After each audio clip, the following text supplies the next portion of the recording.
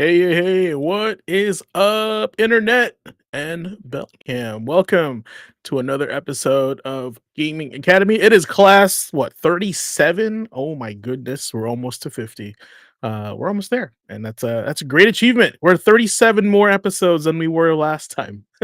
That's fantastic. Anyway, it is June 24th here in Bellingham, Washington, when the number one gaming podcast in the city, Gaming Academy. I'm your headmaster for the night, and we got a stacked syllabus full of gaming wisdom, real world XP, and maybe even a few surprise power ups for y'all tonight.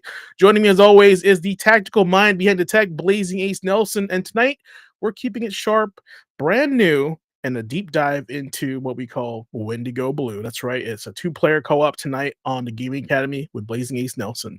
We've also got your favorite bargain hunt in full effect with What's the Deal? It's finally back. I know it's been gone for a while. And that's where I help you save before you slay, breaking down the week's best physical game deals and gaming goodies. Only physical over here. Plus, we're leveling up your mindset with something new. My weekly comic, Little Big Life, a slice of motivational, comics for gamers who need a spark, or just in general, if you need a little bit of motivation in your life, feel free to check it out, and we'll show that to you later. And finally, stick around for the closing segment that hits harder than the secret boss, the final boss, where I'm sharing tonight's wisdom, unlocking your hidden stats. Just because it's not visible doesn't mean you're not leveling up. So, yeah, with that said, let's get into it. As always, I am joined by fellow cohort panelist and gaming entrepreneur, I would call that. We've been battling these streets for the longest time here in Bellingham. He's typically covering the arcade front, while I'm covering the video game storefront as well. So, ladies and gentlemen, Blazing Ace Nelson. Welcome back, class. It's the two-man crew.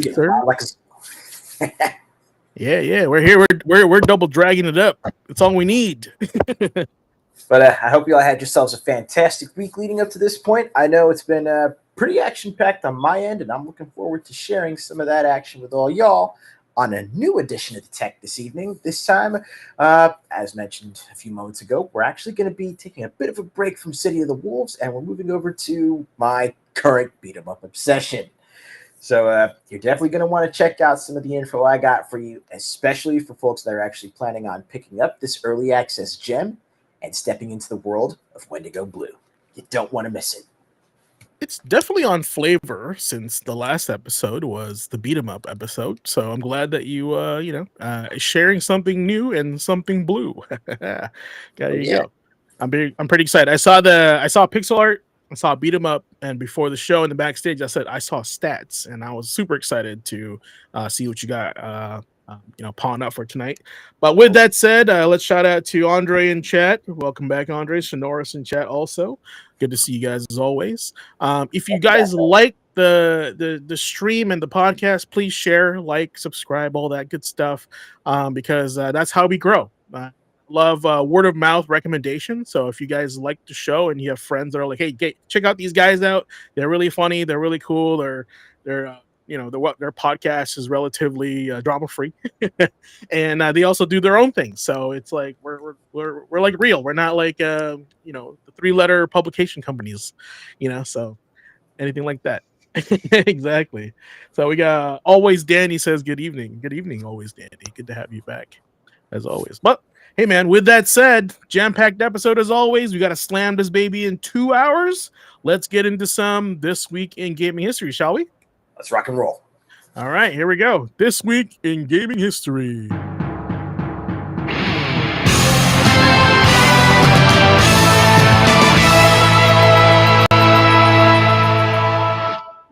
Woo-wee. That is always a fire intro. I love it. And hopefully Arxis doesn't come for us. Actually, I don't know who owns that. Is it Arxis or is it Konami? I don't know. I think technically Arc System Works owns that. Technically Arxis, right? Okay. Yeah. All right. Well, we just know we appreciated Arxis, so thank you. All right. So if it's your first time on the show, this is the part of the show where we cover This Week in Gaming History, all the way from Sunday through Saturday, and starting on Sunday, the first game we have on the stream today is on June 22nd. Valkyrie Profile 2 Silmeria came out on the PS2 in 2006 in Japan. And I actually, during this time, was a dark time for James, aka GQAzndood, because I had retired from the gaming world for like a couple years. Yes, I know that's weird, but it's true. I decided to focus on college, and I hung up my PS2 and my 360, and I said I want for 2 years I'm gonna buckle down and study. And I actually missed this era of gaming, but I'm glad someone on the channel played this game because I actually enjoyed the first Valkyrie Profile on the PSP, and arguably one of the first games I ever streamed ever was Valkyrie Profile on the PSP. So, Ace, so what's Profile 2 look like? Is it just like the first one? Like, what is it? What does it play like? Well,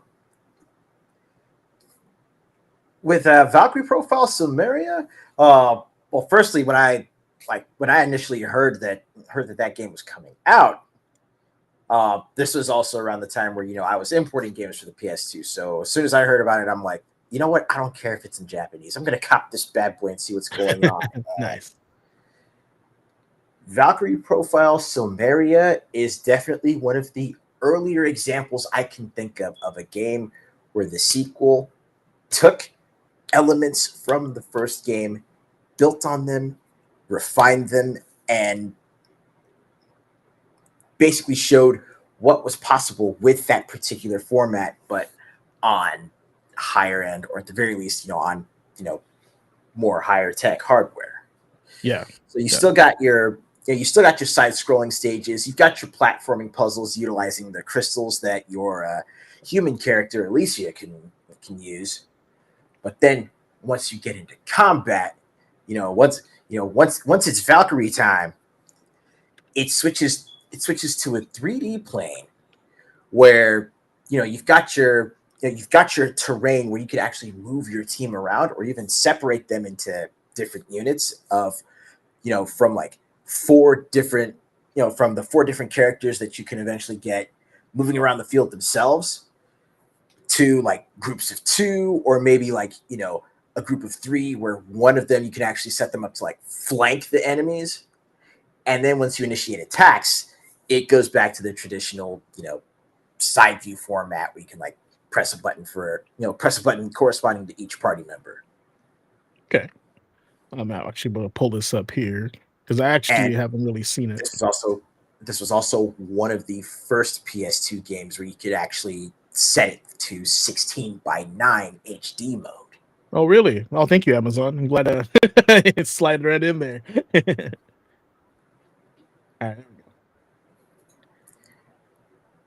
we go. Did this have like the 480p upres option? Because I know during that time, in the latter portion of the PS2, there were a lot of games converting to 480p. Do you recall it all? It looks pretty high res. Yeah, and I think this one was one of the ones that had it. All right, give me a quick second, trying to pull a little something else up here. That guy looks like Jack Sparrow. He's looks like Jack Sparrow. All right, let's see some gameplay here. Oh, here we go.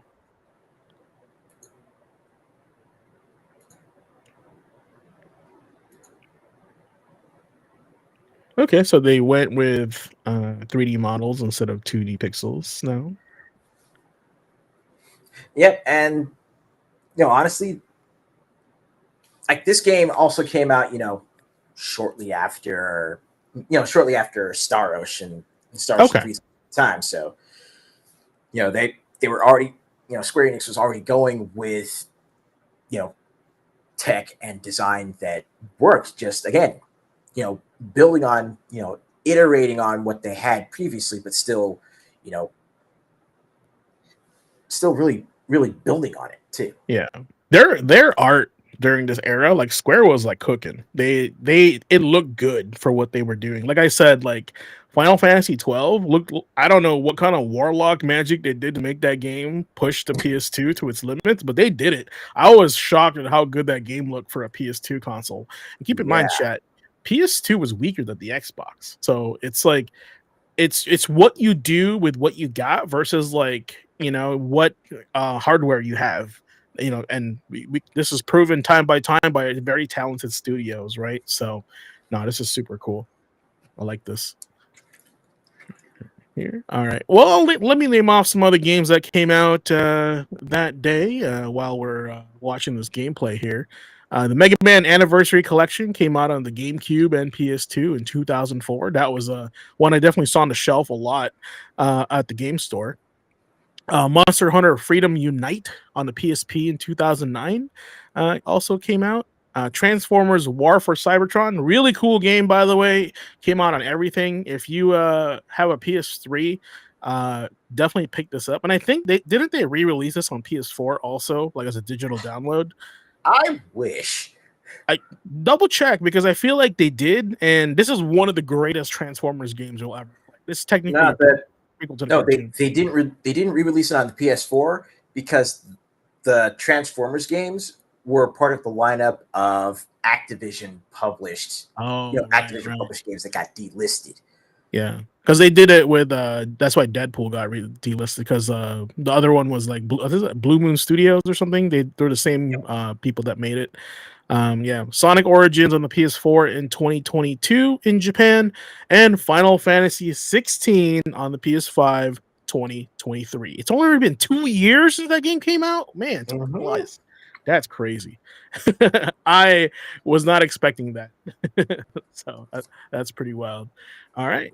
It's been a hot minute. Oh yeah. Well, speaking of hot minute, the next day we got here is the birthday of the Nintendo 64 back in 1996 in Japan. Came out with the Mario 64 on the same day as well. Now, although it's just the two of us here, this particular day in history, something this momentous, and then also in addition to Monster Hunter Freedom Unite showing up on the PSP. Let's see if we can get Oliver back in here, because we definitely want to have him on to talk about this as well. Yeah, let me see. I'll send him a link and see if he gets it.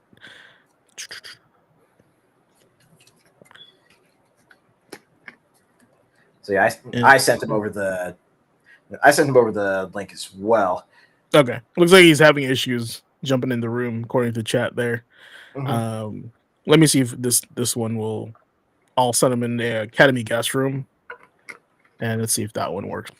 Oliver, check that one out. If it works, awesome. But yeah, my story with the N64. I was actually holding off on buying a PlayStation 1 because of the N64. Because of, do you guys remember the screenshot of how they showed what a Final Fantasy game would look like on the N64? Yeah. Right. And I was like, okay, I'm gonna wait. I want to play that game on the screen. I want to play that. And then we ended up getting Quest 64, which is nothing like it.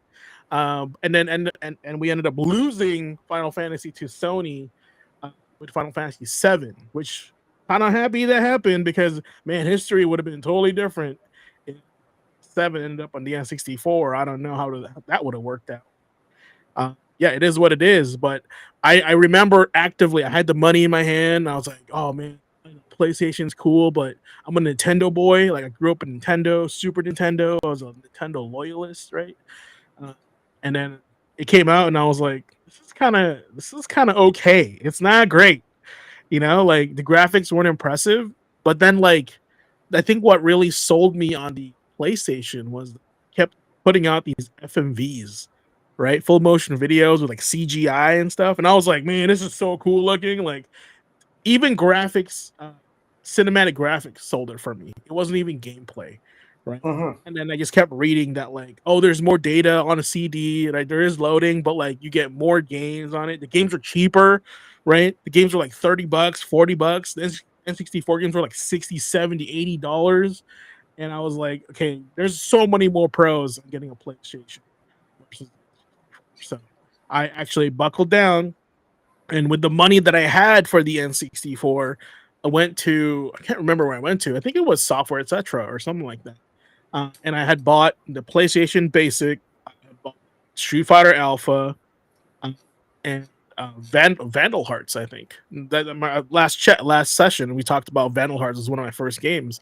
Yep. Yeah, and that was my first, of course, the fighting game. And yeah, that was my first purchase for the next gen console.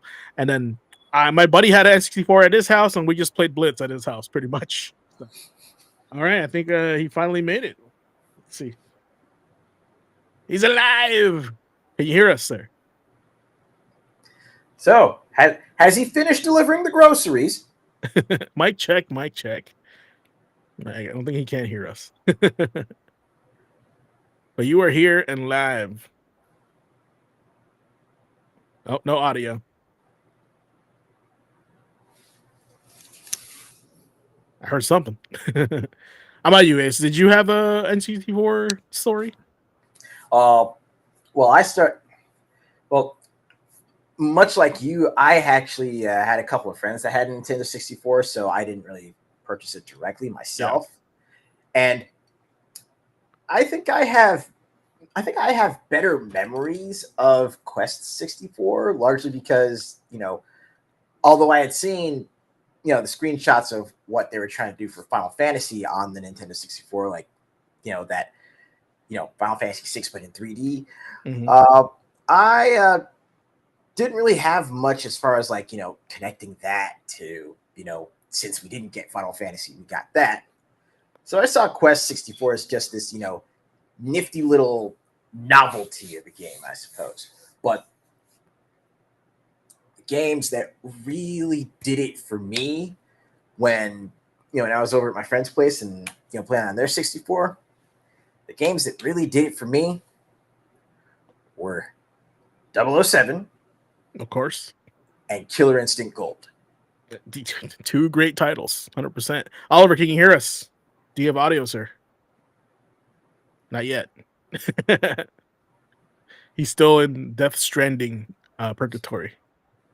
Yeah, and the thing with the thing with N64, like I'm pretty sure I played Blast Corps so much unnecessarily a lot. And I did not play Mario 64. I thought Mario 64 was so like for with what we got on the PlayStation with Crash, Spyro, like Maximo, right? All those games. I was like, man, Mario didn't look that impressive. Right. And I think I was just over it. I think I was just like, I'm over Mario. I want to try something new. Nah, I get that. Yeah. But yeah, I mean, it's stuff like Killer Instinct Gold, F-Zero, Star Fox. Star Fox was so good. Even the multiplayer like combat was so fun. Yeah, it ran really well. And of course, Super Smash Brothers with the absolutely wild commercials that came out. Yeah. They had some really cool commercials back in the day too. Like they were ready for everything. Hello, sir. Can you hear us? No. Okay. and then of course, the game that made you go, okay, you know what? Maybe Nintendo is actually operating on a different level. Conker's Bad Fur Day. Yeah, that was like, okay, so I remember the N64 was like, this is the kiddie system, right? Like, aside from Killer Instinct, I was like, this is the kiddie system. Like, they released like toys pretty much for this thing, but like, I just remember all the cool games were on the PlayStation. Just not, and there were like some games I wanted to play on the N64, but it wasn't like worth buying a console for. I would just be like, let me rent this or something, So, like, I think there was like an N64 fighting game. I think it was like They had it on Matt McMuscles. And it was a really bad. It was like maybe what was that, like Flying Dragon? No, like Fighter's History or something. Not History. Fighter's Destiny. Yeah, that one. Which were like you get points from getting knocked down, right? Remember that? It's a really weird one, and it like you build your own fighter too, which is kind of cool. But like the rule set was so weird. It played like Virtua Fighter, but you don't get you don't get points. You win by hitting him and like making contact and knocking him down, like a karate tournament. It's really weird. So, but yeah, no, like other than that, oh yeah, there was also what you call it, Mortal Kombat. One of the Mortal Kombat games was on the N64 as well. Was it? I think it was Deadly Alliance that was on. No, there. it was like MK4. Oh no, an MK Trilogy was on there. That was a good one. MK Trilogy. Hello, can you hear us? Anything, sir? Oh, we can't hear you, but we can. You're not muted. I maxed you out on the thing. Let me read off some of the other in chat. If you have any N64 stories, tell us on chat, and while I read off the this day. All right, so we got Sonic the Hedgehog on the Genesis in 1991 in the US, because I know we talked about this in Japan a few episodes back. Ape Escape on the PlayStation in 1999, Deus Ex on the PC in 2000, Eternal Darkness Sanity's Requiem on the GameCube in 2002, Alone in the Dark came out on everything in 2008. Battlefield Bad Company, gosh, I wish that would come back. PS3 on the 360 in 2008. Fight Night Round 4, the only Fight Night game I ever bought on the PS3 and 360 in 2009. A little fun game called Overlord 2 on the PC, PS3, and 360 in 2009. And a not so small game, Batman Arkham Knight, also came out on everything in 2015. Summer of gaming, like I said. Yeah, I don't know, man. Like, can you hear him? And I can't hear him. Ace, he can hear us, but we can't hear him.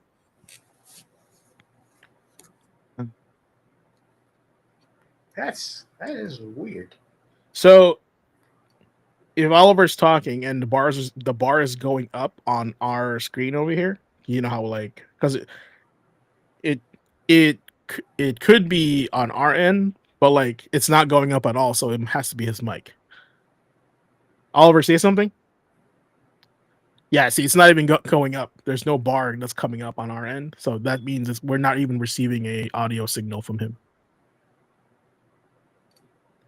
Yeah, that's weird. And there's nothing here that I changed. It should be okay. Check if you're muted on anything. Hardware too. Check if you're muted on hardware. So, all right. And I'd also say definitely double check your mic settings on Restream just to make sure that you got everything all linked up there too. Yeah, make sure you're assigned the right mic layers, or maybe you have the website muted. So check that too. There's all these other things that could happen. Also, I know that was one of the big ones. I was like, "Oh, there's no audio," and I realized I muted the website because I kept getting notifications from it. So I remember that.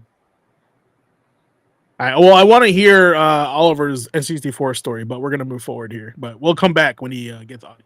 Just keep trying. How about now? Oh, there we go. All right. Good God. No, everything just suddenly collapsed and broke on itself dramatically just between moving from stream to here. I have no clue why. I had to change mics because it was just like you are out of sync though. I don't know if you noticed that. Am I? Yeah, like that's you're weird, right? I don't know. You noticed that? No. Say something. Okay. Say something. Like okay, now I don't know what's happening. Okay. Yeah, it was delayed. Yeah, you were on a bit of a delay for like a quick second there. Yeah, it was. Yeah, it's weird. But we got you now. No, everything broke. All right. Well, everything broke dramatically. I was like, what the hell? I had to change mics to even get this going. I'm like, I don't know what's wrong with the other one. So I'm just not fighting it. I found one that works. We're good. What's my crazy Nintendo 64 story? Yes, please. Please. What do we got? Just give me the quick on the games that came out this week or this week in history. We got let's see here. We got Sonic the Hedgehog in the Genesis. Yep. Deus Ex, Ape Escape, Eternal Darkness, Sanity's Requiem, Alone in the Dark, Battlefield Bad Company, Fight Night Round 4, Overlord 2, and then the Batman Arkham Knight game. I played the Christ out of Arkham Knight. Mhm. My tiny little interesting story about that is that I was friends with one of the programmers on that game, and I helped them find a bug in free flow combat really, really, really early into launch. Right? They're like, nope, that's it. I was just like, nope. And they actually paid attention. They're like, oh, you really, really know this stuff really well. I was like, yeah, here's where the problems are, and the delays, and all that other stuff. They're like, nope, we actually found that Yeah. exact bug, and we're going to address it. And I don't know, felt better. Felt better about myself. Yeah, But when they man, talk that game was a about disappointment. free flow combat, right? So it's like Yeah. if you feel something's off, you're gonna feel it. Mm-hmm. Because those, it's like playing any other fighting game. I mean, milliseconds difference to anybody else, it's Mhm. completely invisible. But when you're embedded in that nonsense, man, it feels like an eternity. Oh, I am grateful for your input on that because I do remember there's a trophy of getting like 100% like streak or 100 streak on like combat in one of those like modes, and I was Mm-hmm. like, if that was if that threw me off, I'd be so mad if I was on 98 or something. You Oh know, yeah. come on now. Oh yeah. No, that shit matters. Right, but no, that was what a bad end to that trilogy. Arkham Knight, like it could have gone better, but I wouldn't say it was a bad game, but man, when you came off of Asylum and City, and they Mhm. just kept getting better and better, like to just even to come down just a little bit is just not. No, you don't want that. You don't want that to happen. It's like Yeah. Dragon's Dogma 2. Oh no, no, there's still DLC for that game. Stop it. It's like The copium is real. it's okay. It's an okay game, but The when you came copium. off of 1, that was I mean, baller. I honestly, I feel like 2 is just a remake of 1, but like, Mm-hmm. you know what I'm saying, but not as good. Yep. It was barely a sequel. There you go. I know, hot take, chat. It was barely a sequel. Let's be real. If you play 2 before 1, it's a very decent and fun game. Then you Yeah, play 1, yeah, you're like, you can do all this nonsense. You're like, yeah. yeah. Oh man, I don't want to derail this with Dragon's Dogma, but like the fact that we had Dark Arisen and we didn't really have that in 2, I think that's really killed that. Yep. So, all right. Speaking of killing games, let's go to the next day here because this game is hell, literally. Because this Oh, week on the 24th of June in 2013, Ride to Hell Retribution had released on the boy. PC, and it was also released on the 360 and PS3 because I played it. And boy, howdy. I don't know how you guys remember the Nintendo Seal of Quality in 1981 because they didn't want trash games to be released on the Nintendo console, Of course. right?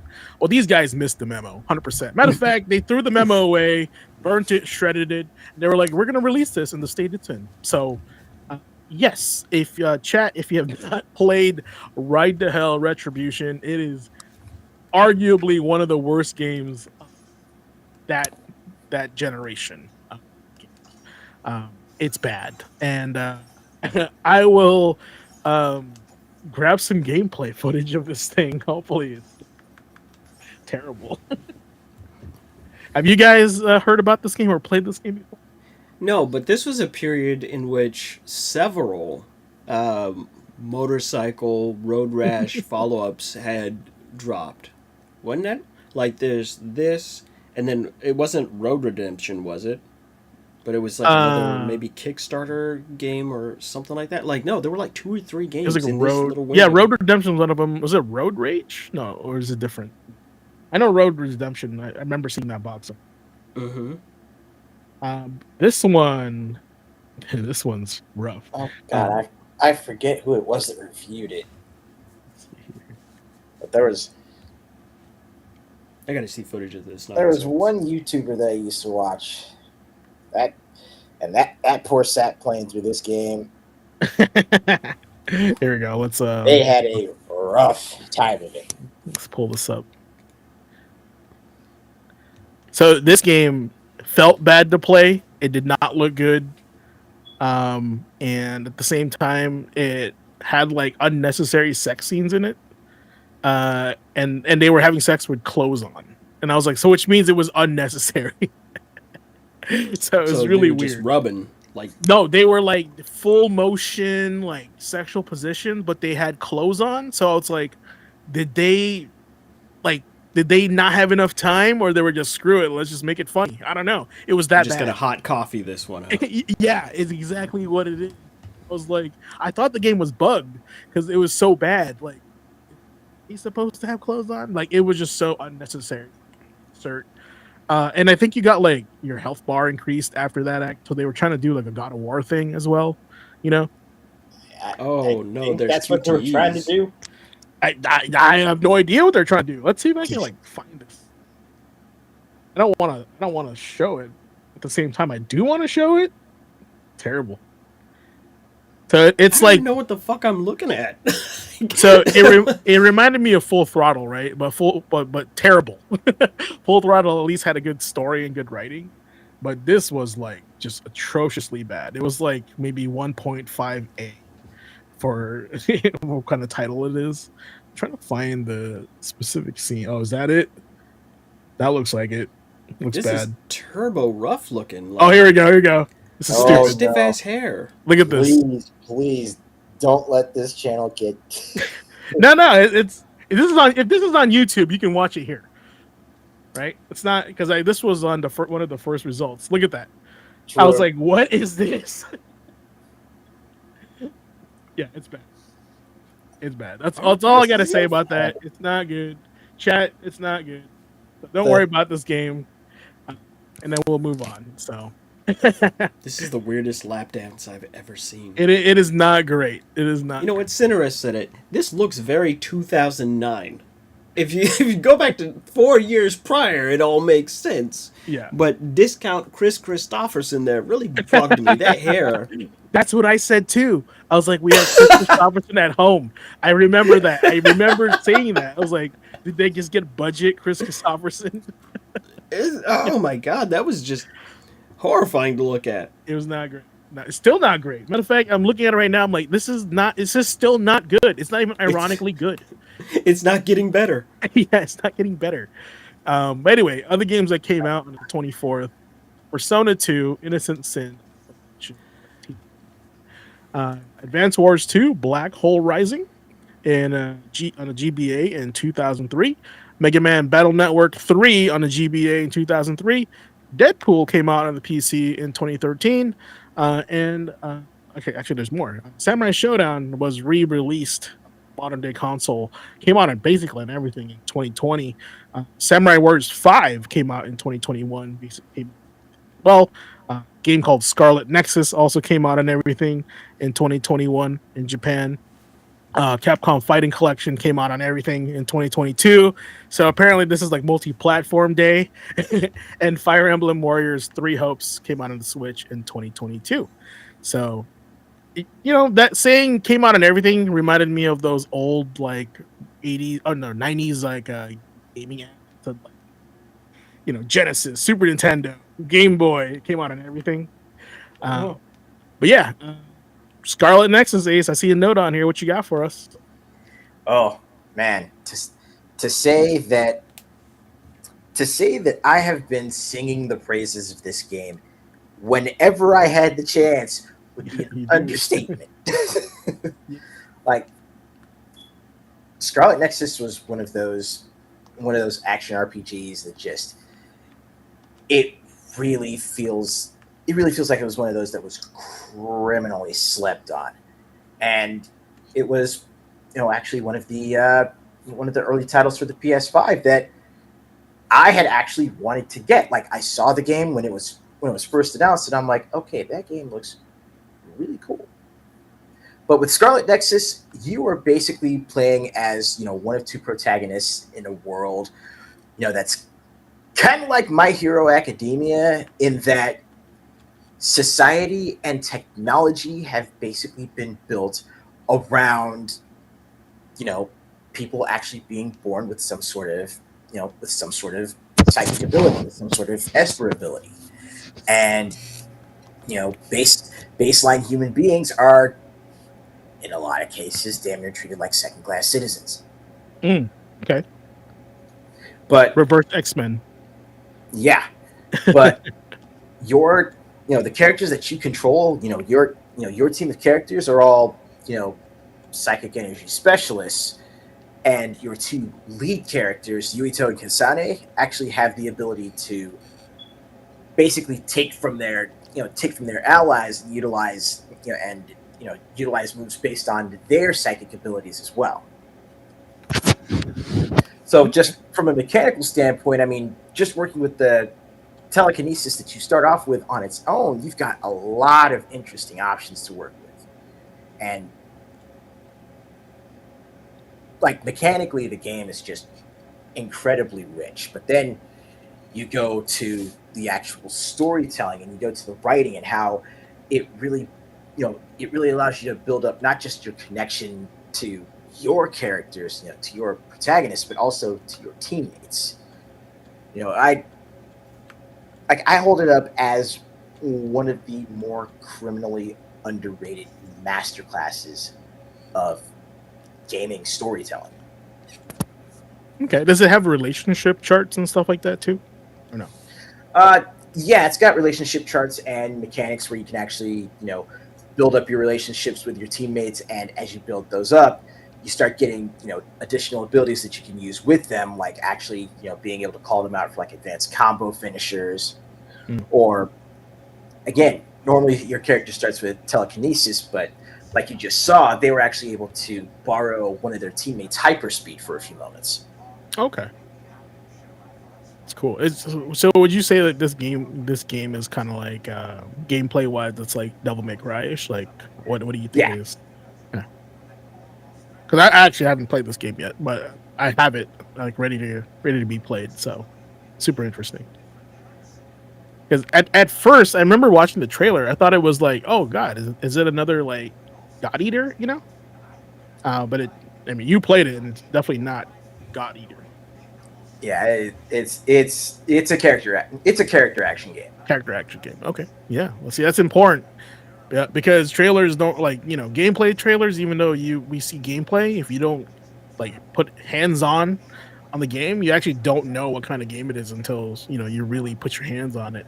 From my experience, because like watching this from afar, I'm like, oh, is it like God Eater? Because it's Namco, right? Mhm. I had similar art style, so I think that's very important that you get clarity on that. So, all right, And awesome. I believe I think there's a demo out for this as well. There is. This is actually it says demo. PS5 demo. Oh, Actually, the game is also very inexpensive right now. I think you can get it right now on Namco for like 19.99. Physical copy too, so pretty cool. All right, Oliver, anything on this list that you Not like? on this one. Like nothing like super wow. Like no. well, I don't know. You see, I noticed you had a reaction to Persona 2. Shh. Here's the thing. I've never played Persona 2 Innocence in. Oh, of course. Since we only got Eternal Punishment in the States. Bingo. Yeah, that was our limitation back in the day. We didn't get a lot of the games that came out in Japan as well. Speaking Meanwhile, of we can't games, seem to get away from Persona 4 or 5. They're like, yeah, hey, there's guess what we're doing? Remaking Persona 4. I'm like, yeah, you haven't stopped putting out Persona 4 since 2008. What's another decade of Persona 4, huh? Damn it, Todd Jesus Howard. Christ. right. Four is the one with Joker, right? Or is that five? That's why. Okay, four is the one with like the fighting game. Mhm. Okay, gotcha. I remember that one. All right. Well, I thought this game would have never exist in the U.S. because Namco versus Capcom was not a thing in the U.S. It was only in Japan. So the Sad. fact that Project Cross Zone showed up in stateside was quite a surprise. I mean, I'll just let Ace talk about this game because this is his game. I keep Right? hearing about this game, but I have no clue what the hell it actually is. I'll find gameplay. Yeah, but okay. The best way I can actually put this is Super Robot Wars is for fans of mecha anime, what games like Namco Cross Capcom and Project Cross Zone are for, Spoilers. JRPG and fighting game fans of, between, the various Sega, Namco, and Capcom properties. Right. So yeah, Chun-Li and Morrigan teamed up. That's old hat. That's old hat. That's something you've seen before. Although the whole format of the combat itself is actually, really interesting because, you use the directional buttons to trigger the attacks based on. Oh my. Yeah. Oh, and Morrigan also with new sprites. Think about that. Visually, this game is like super appealing, and man, they have a lot of characters in this game. I think this is why like the charm of this game is there. The amount of characters and art that's just floating around in this thing. Yeah. Right. Celebration of the two companies with their characters and franchises. It really is. That's the guy from Fighting Vipers. Yep. What's he doing here? Cross Zone 2 got Sega to Sanshiro. See, and that's what I'm talking about. You're out of nowhere. The guy from Fighting Vipers that two people in chat know. If that's too many, if anything, right? I just is in a game. That this is the why it's super cool. Pai and Akira, of course, from Virtua Fighter. I mean, it's honestly, playing the actual game. Like when it gets to these combat segments, it's almost like you're pretty much playing a fighting game. Who are these two? Raging and Shaolin, those are actually the two main characters from Namco Cross Capcom. Oh, okay. See, that's why I didn't. So they were, they're kind of like the Harley Quinn in that they're original characters that were actually popular enough that they were brought back for later games. Yeah. Well, like their series is Namco Cross Capcom, right? Yeah. Yeah, I get it. I mean, cool design. The guy looks like Soul Bad Guy a little bit. What am I watching? Right? This is crazy. That's what you're watching. This is crazy, dude. Oh, God Eater. Okay, we got to keep going. This looks so cool. Project Cross Zone was also the first game that actually introduced me to those three maniacs from God Eater before I actually got into the games. Bro, what's this guy? Oh my, is that Sakura Wars guy? And yeah, it's Dimitri and Dante. It's Sega, Capcom, and Bandai Namco all together in one game. See, that's too powerful. We can't imagine a fighting game that had a triple crossover. I would lose my mind. That's too much. Too much. All right, while we're watching this insanity here, I'll read off some of the stuff that came out on the 25th as well. Lufia and the Fortress of Doom on the Super Nintendo in 1993 in Japan.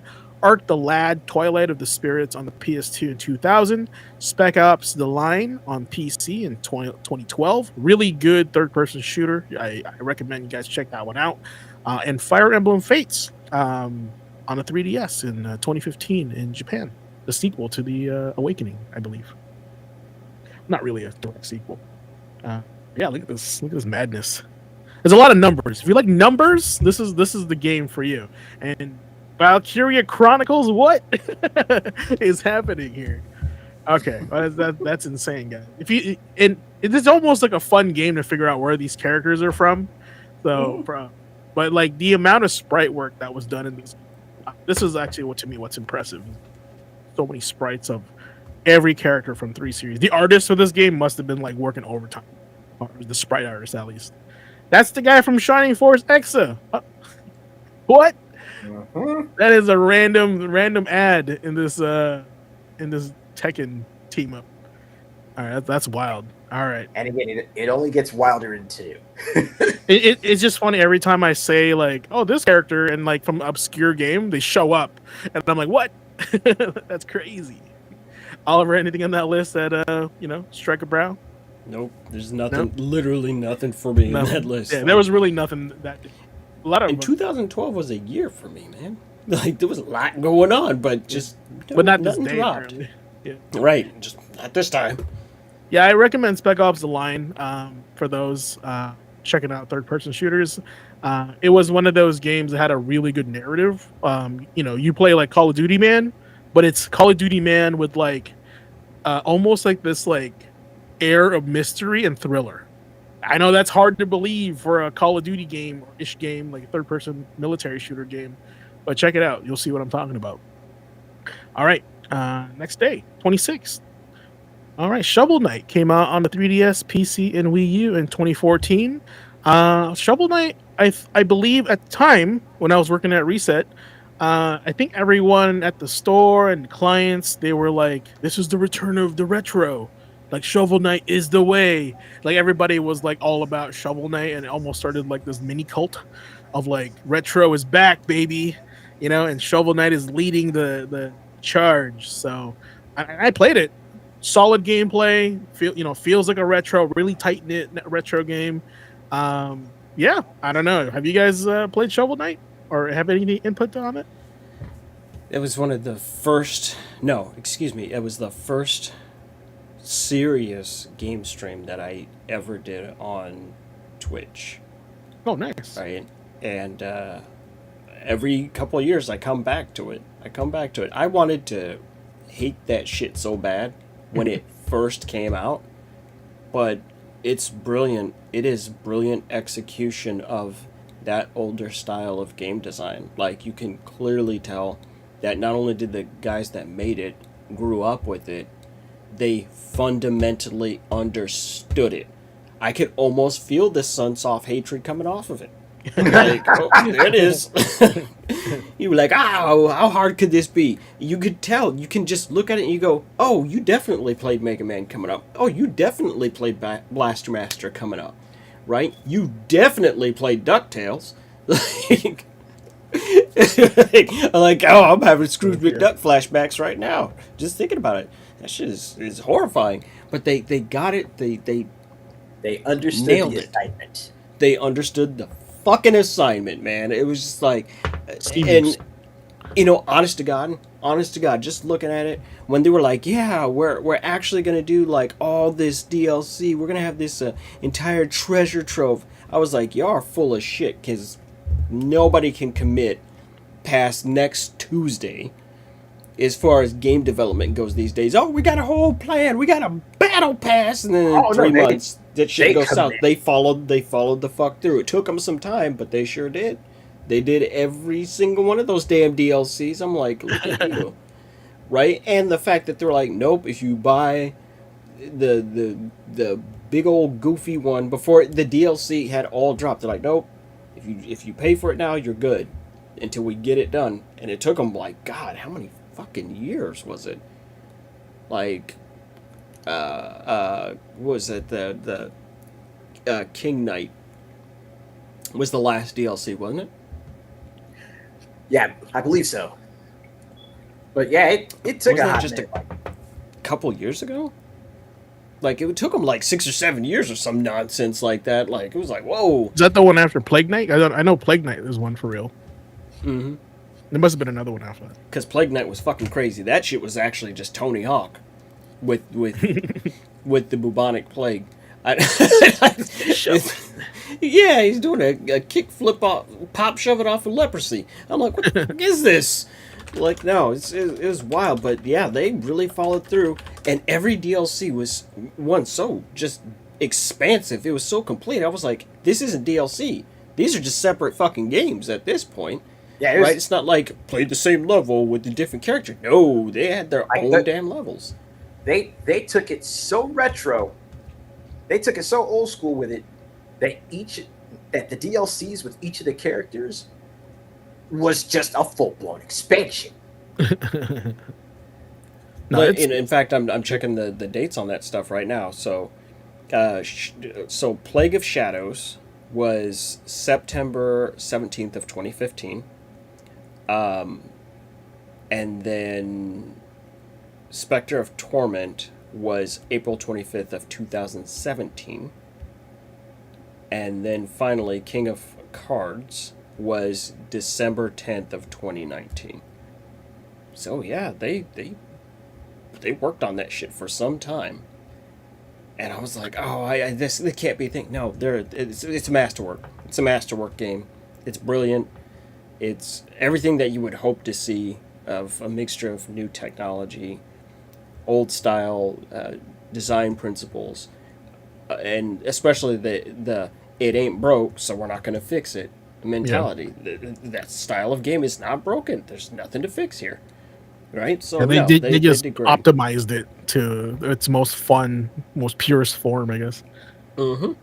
Yeah, and your Jacobs is right. Like this is why I say he's like Shovel Knight was leading the charge for the indie scene, because we did see him on a lot of indie stuff. So he was almost like a mascot for like the indie like scene, right? Like they did it, so we can do it too. And Shovel Knight is our hero for that kind of like, right? Yeah, 2D, 3D parallax. Yeah, there's so many games that spawned off the success of this game. Same. It was almost like indie shovelware at that point, because there's so many. And I remember one called like there was I don't know. It was like almost like a Castlevania game, but it wasn't Castlevania, right? And it looked like this, and I was like, I think it was called Daedalus or something, and it was it it played like Simon's Quest, right? I can't remember exactly what it wasn't. Bloodstained. It was like trying to remember what it was. Started with a D. It was Oh very difficult. It was not Inferno. no, I know exactly what you're And it talking came with a about. bundle. It was a 2-pack of it too, with like another game. I'm trying to think of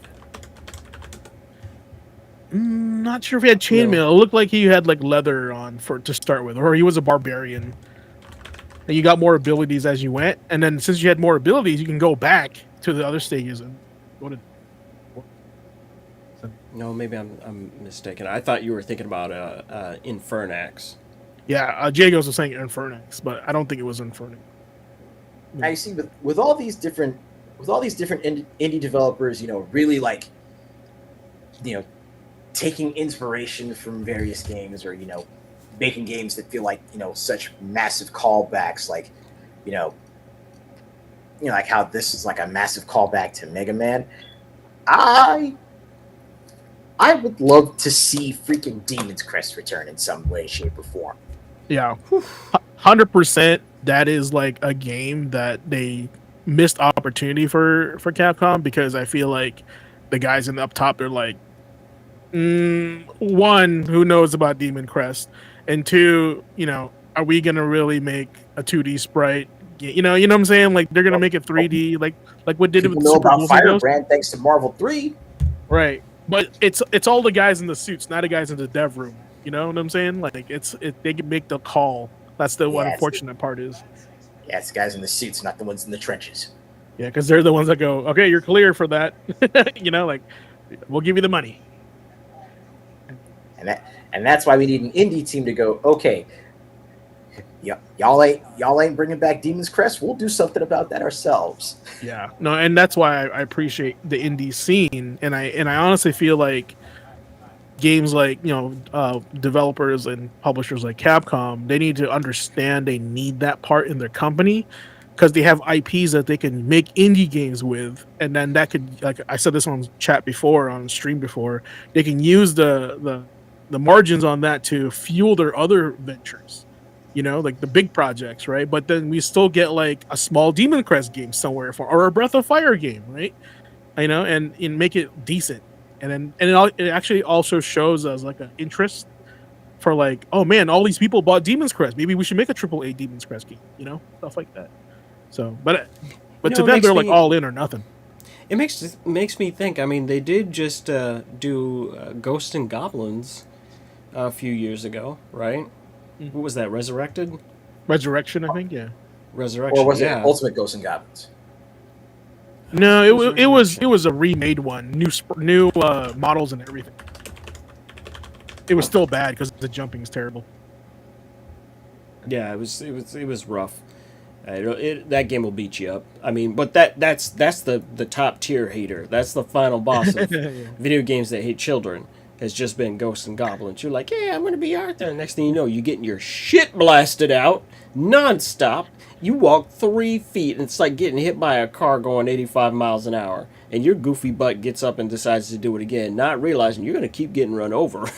that Lamborghini's just gonna keep mowing your ass down until you learn to not get that street. Man, I only played through one of those damn games. Super Ghouls and Ghosts. No, that one just it clicked. It clicked, but no, the rest of them are just absolute savage takedown. No, Stinkmeaner. no. But the reason I mention it is because that's where Firebrand comes from, Yeah. right? So, and if they did one of those games recently, I would say there's an outside chance it could happen. I mean, look, Ace is 100% right on this one. That's a certified classic. I sat down probably 2 years ago and was like, yeah, you know what? I haven't played that in a long time. I should stream it. And it was still just incredible. It was just beautiful until I got to that secret boss shit. Woo! I was like, you know what? No, I'm gonna take my win and go home. I'm not doing this. This is crazy fucking bullshit. Again, oh look, Super Nintendo game hates children. I'm just saying there's a theme. I don't know any kid with the kind of patience to put up with that one. I'd rather tell a kid to go play through Ninja Gaiden. But I feel like Ninja Gaiden. every dev in the 80s hated kids because, god dang, all those games were crazy hard. That's what I'm saying. They're like, yeah, we don't like kids, but we'll take that kid money. I'm like, oh, goodness. It's like you might as well go. It's like you might as well go play Ninja Turtles, not the arcade one.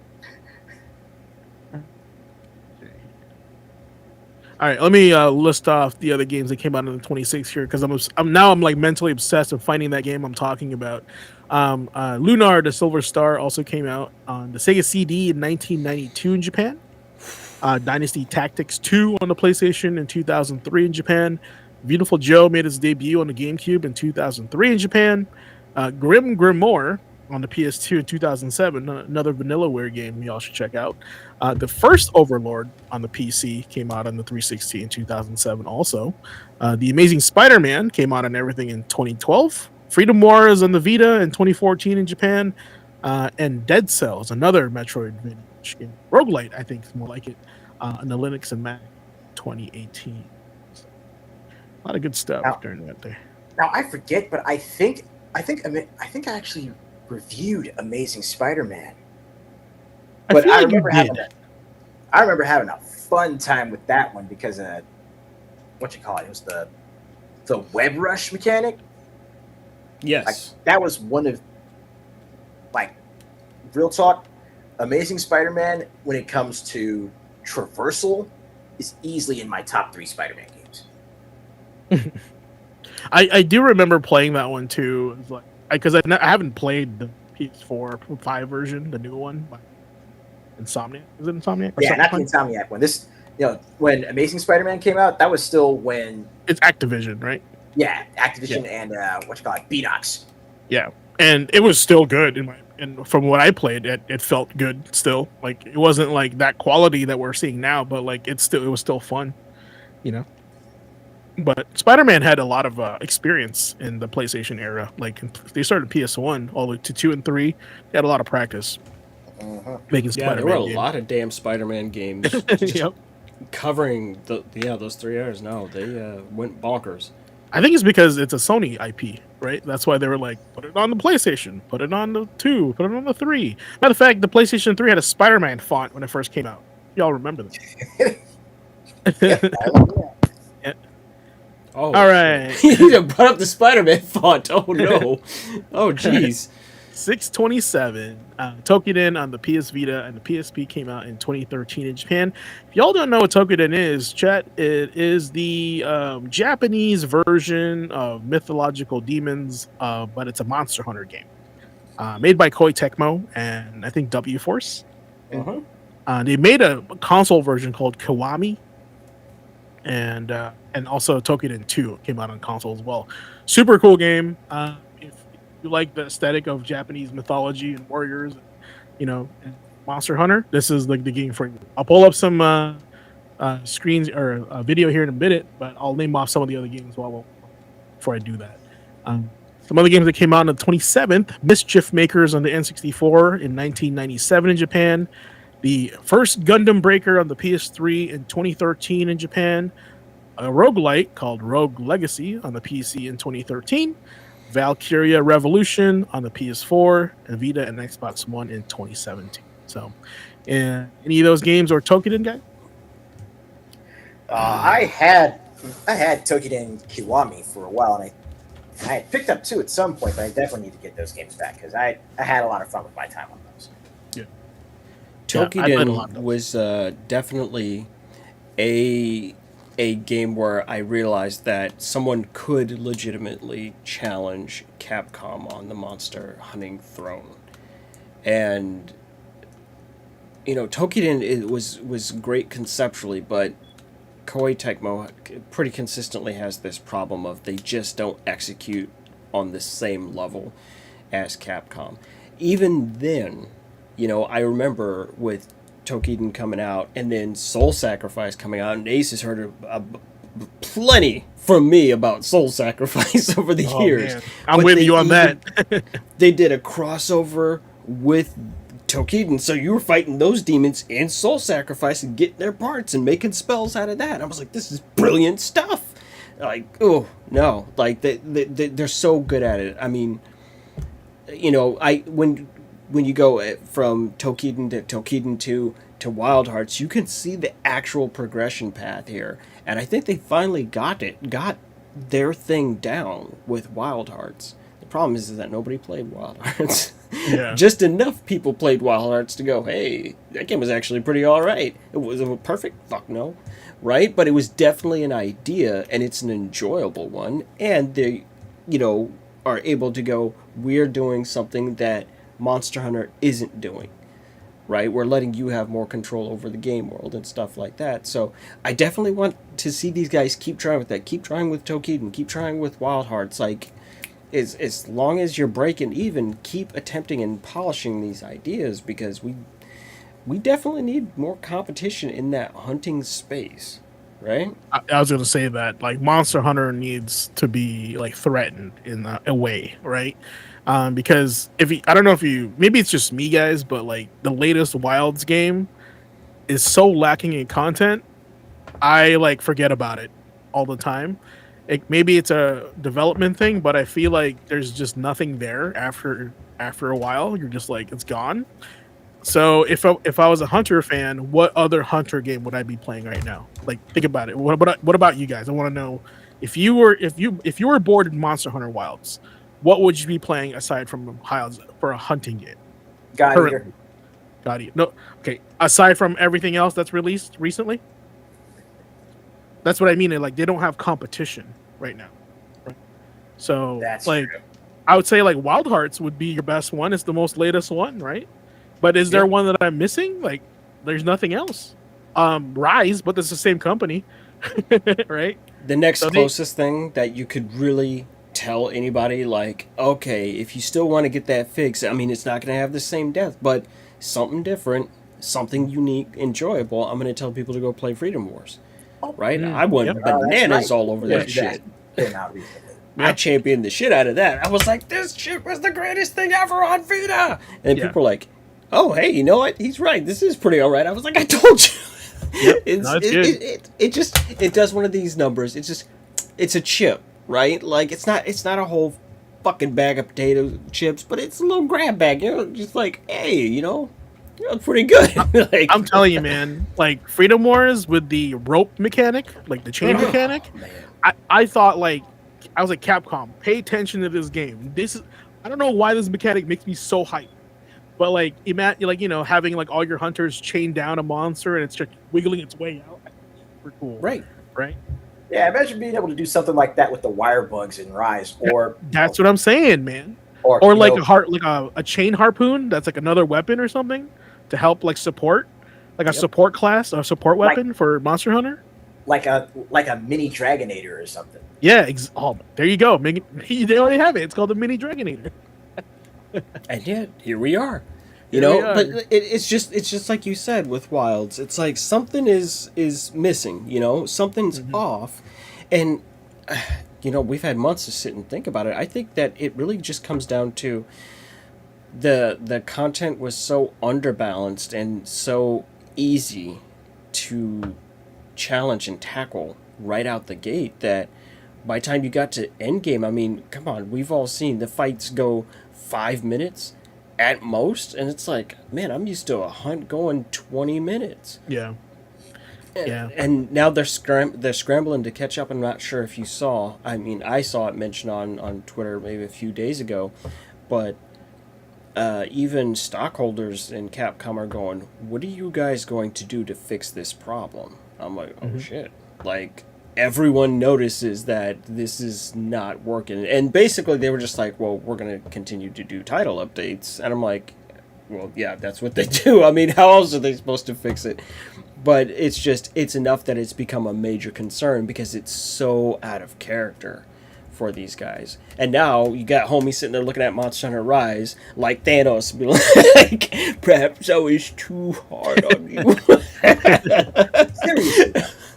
It's Yeah. like, yeah, it's like Rise was more challenging than this. Like, oh, yeah, maybe Yeah, and we beat up they on you a even little were too like, much. we're gonna put an arch-tempered monster in here, and it still's not good enough for for the squad that No, because you grind it. The game's limited grindy.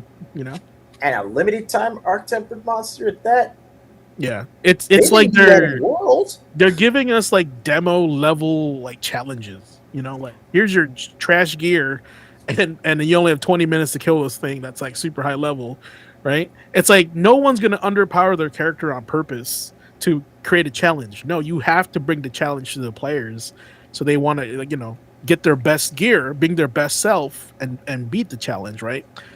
Maybe we're just like there's a expansion that's coming out that we just don't know about, and they're working on that, and they're being super secret about it, right? So maybe Yeah, we'll I see. mean that's actually pretty stock standard for them. Like usually within a year or so Yeah, is when Like y'all better their be working on expanded that. or master version, and I would guess that they're gonna throw a major rebalance of the entire game behind that, yeah, just like I, with Sunbreak. yeah. I feel that too. I feel like the wounding mechanic. I think that broke the game. And because it causes knockdown. On the Yeah, and thing. hard flinches and all kinds of Yeah, stuff. yeah, stuff like that. I noticed that too. I'm not a great Monster Hunter player, but like the knockdown with the wounding, I was like, this is free hits, and you get that so often with like 4 players. It's not great for the monster.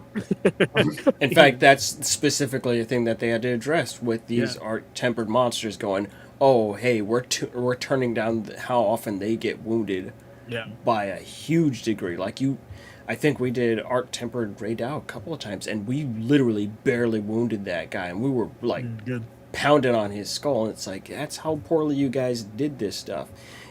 I think that Capcom needs to take a step back and realize for a moment, right? Just consider that your series has finally hit a bloat point where you're now adding in so many systems that are now starting to cause serious problems with each other. I love the idea of wounds. I think it's a great idea, but it's not working. It's just not. It's just not. You made these huge wide open world. It's like, oh, that's great, but there's not a whole lot to actually do within that space. It does not feel like traversing the map in Monster Hunter World, where it felt like a normal map, but just bigger, right? And the rooms still mattered, and what you could do within those spaces still matters. It's just not the same in Wilds at all. I think the only good thing about Wilds is that pretty much every weapon feels great to play. It Mhm. just feels really nice and smooth, and they're just enjoyable. Like to handle each weapon There's feels a really weapon for nice. everyone, pretty much. Yeah, it Yeah, really, really, really works. not Ace But though. No gloves yet. There you go, Ace. Nope. Petition that. More No, weapons, no gloves, gloves, and please. they still refuse to bring over the Tonfas from Frontier. Yeah, they already have the skeleton for the Tonfas. They could easily just be like, "Hey, we added Tonfas that was featured in Frontier." Like I don't know, maybe. Anyway, move on to the last day of the week here, and it's not me. It's Kingpin, Life of Crime. Yeah. So, guys, never heard in of that. 1999, there were a lot of crazy games that came out. This was one of them. Uh, do you guys even know what this game looks like aesthetically? I can't Okay. begin. First of all, it's a first-person shooter, right? And it is the character designs for this game were like Gears of War thick neck level. And I'll show you right now in this gameplay. And if Gotta anybody see. in chat has played this game, I tip my hat to you because this was a weird gem in 1999, and I do remember hacking this game, or what do you call that? So I play for free. I forgot what it's called. um, That's not it, no, that's right? half.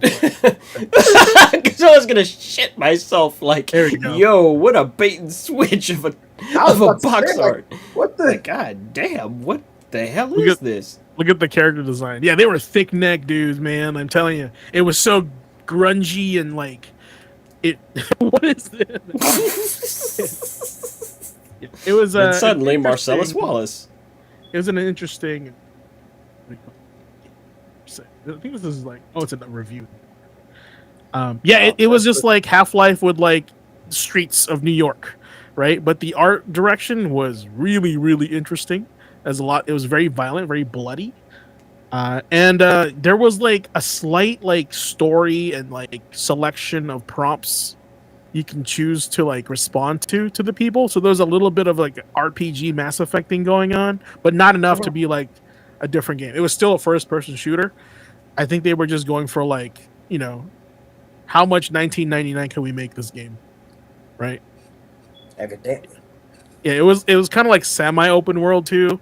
I remember playing this and having a good time, but at the same time, I didn't spend any money on it, so I was like, it's a pretty cool game, but I don't remember beating it either, so it wasn't a great game. Also, just two fight. Yeah, this is it. It's very brown, very gray. So, also, I wasn't a big PC player. So, if you guys, anybody PC gamers out there, if y'all remember this game, I am sorry. That's all I gotta say. I am sorry. Other games that came out on the 28th, Diablo 2. I should have picked that instead because I played that a lot on the PC in 2000. Shadow Hearts on the PS2 in 2001 in Japan. Golden Sun, The Lost Age, and the Game Boy Advance in 2002 in Japan. Dynasty Warriors Gundam 3, PS3, 360 in 2011. Super Mario Maker 2 on the Switch in 2019. And a game that I wish had more players, DNF Duel Who's Next on PS4, PC, and PS5 in 2022. Because that was actually a really fun fighting game while it lasted. Ace, I see a note here for Shadow Hearts. Please take it away. Because Dynasty Warriors Gundam 3. I thought you would have picked that one too. But Shadow Hearts definitely, that's the one that really, that's the one that really captured my heart for the listing for this day because it's such a unique experience. Not just storytelling wise with the alternate history Europe that this takes place in, but also you will recognize some of the elements of the combat in this game as part of the inspiration for Expedition 33. Ooh, oh yeah. Because this was wheels. Yeah, with this you had what was known as the Judgment Ring system. So all of your actions were basically determined by how accurate you were at making sure that the cursor on the ring lands within specific targets. One to activate the action, one to activate what kind of what type of effect it would have, and then once you actually landed those hits in the ring, that's when your moves and even your items would actually set off.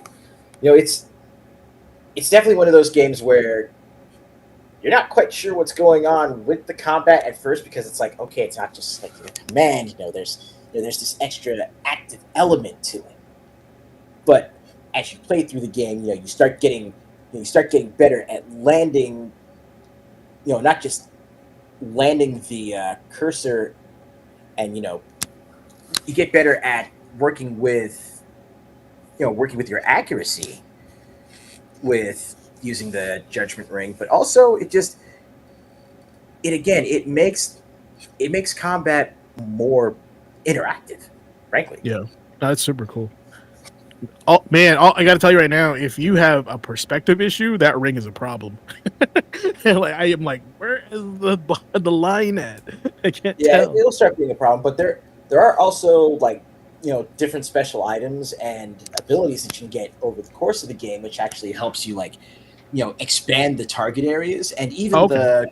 the critical areas too. So there's ways to make it easier on yourself as you go through the game, but it's Did still did going to require the you. did Sandfall ever mention this? This was an inspiration for their game. I think they did. They did. I believe so. Shadow Hearts, yeah. Yeah. I could have swore I heard a dude talking about that, like it was a huge deal for him. Like this is one of his goated games. Yeah. Yeah. And like what you were saying earlier, like they made a game based on the games that they played, right? And I think that's why it's so important that we have these devs have history with playing certain games, because you ask a CEO like, you game, they're like, no. Well, how do you know if it's good or bad? Like, well, that's up to the devs, and hopefully the devs play other games aside from the ones that they're making, because sometimes taking a formula like this, it's like as simple as a ring that's you hit a trigger whenever it hits a certain area, right? And next thing you know, we get a game like Expedition 33 because of it. So it's because it's inspired by this, So and they just made something and it made it better. So hopefully, Sony, you're watching Legend of Dragoon, please. I would love that. Even if it's a remaster or a remake or a sequel, that would be awesome. I'll take anything. I'm thirsty. Give me something. All right, guys. And Any? Yeah, go ahead. I was about to say, and of course, one more thing that basically had me hooked on this game: the simple fact that your main protagonist is a brawler. Yeah, no, I saw that and I was like, oh, okay, that explains a lot. Plus, he's wearing a trench coat. That was kind of cool too. Trench coat brawler is always like a good thing in my opinion. So, I mean, yeah, that was so far up my alley. It should have been paying rent. you're all about it. But yes, that was your week in gaming history.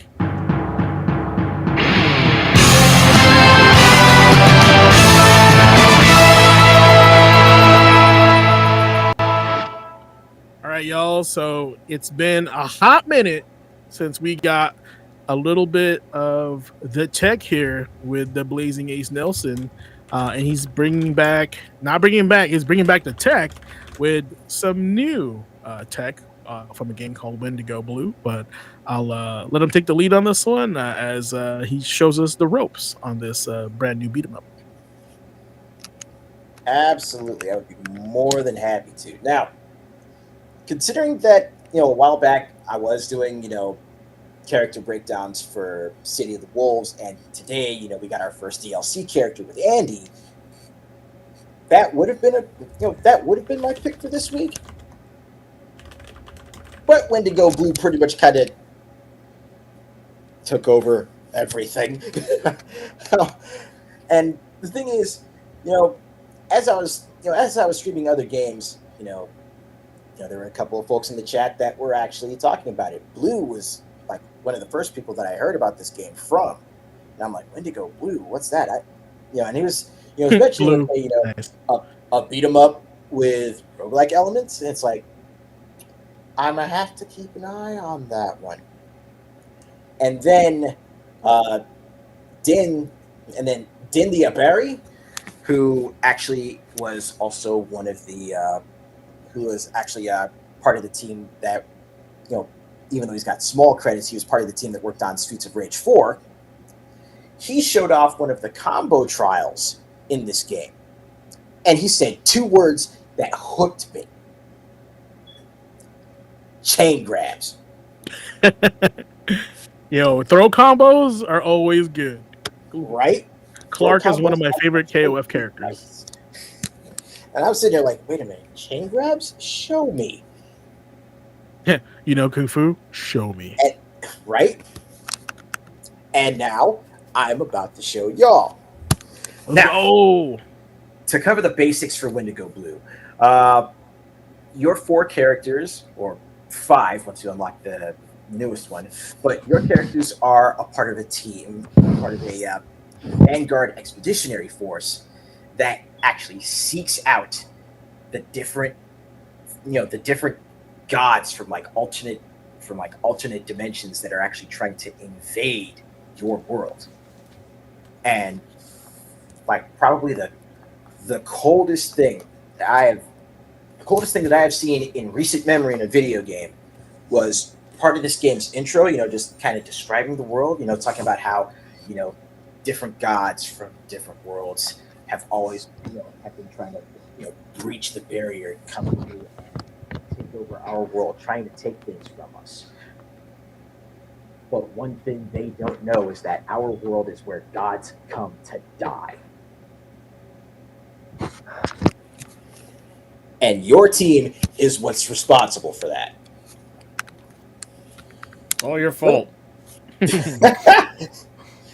So let me go ahead and I'm just going to go ahead and pull up the combo trials, because what I want to do for this edition of the tech is actually showcase each of the characters, just very briefly, in order to show off what they can do. Now, part of your, aside from choosing from one of your characters, each one of them has a specific role that they play as far as like how they control. So you have Irina and Yuichi, who are basically your two grapplers. You have your more speed-based characters like Aenir and Gilroy.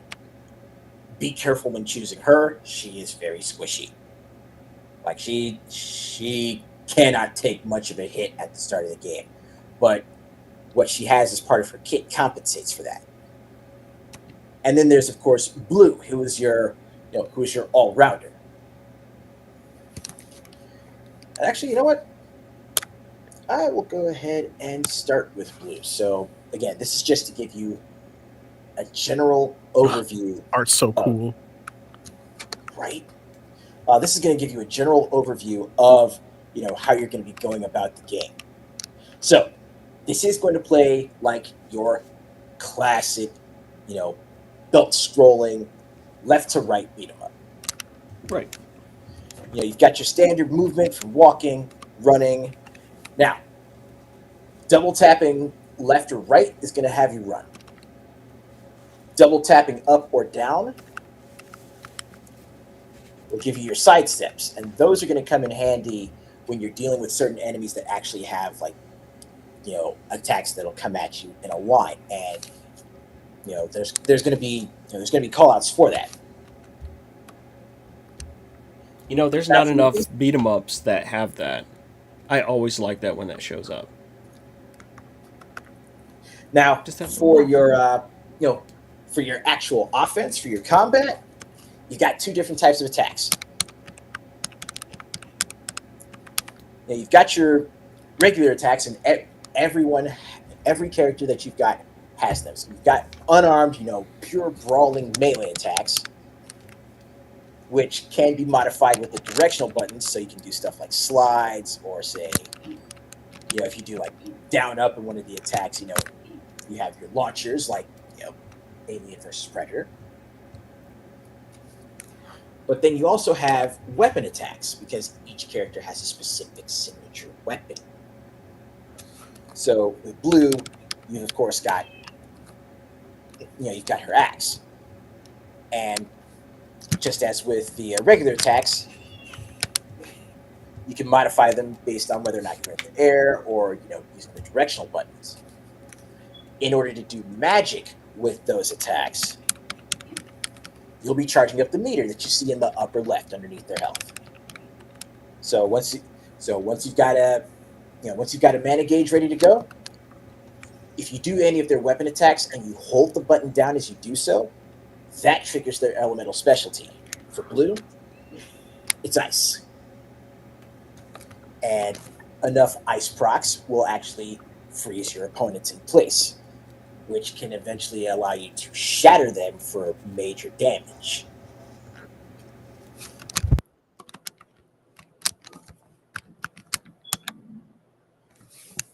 Jumping into the stats and equipment for everybody, you will notice that, yes, not just health points, but there's basic listings for all of your stats, which, great thing about this game is that it tells you exactly, it lets you know what each of the stats is supposed to do for you. And that includes your elemental affinities as well. So we've got, light and darkness, you've got electric, toxic, ice, and fire. And as you build up as you build up those affinities through your equipment and through leveling up, you'll get certain effects.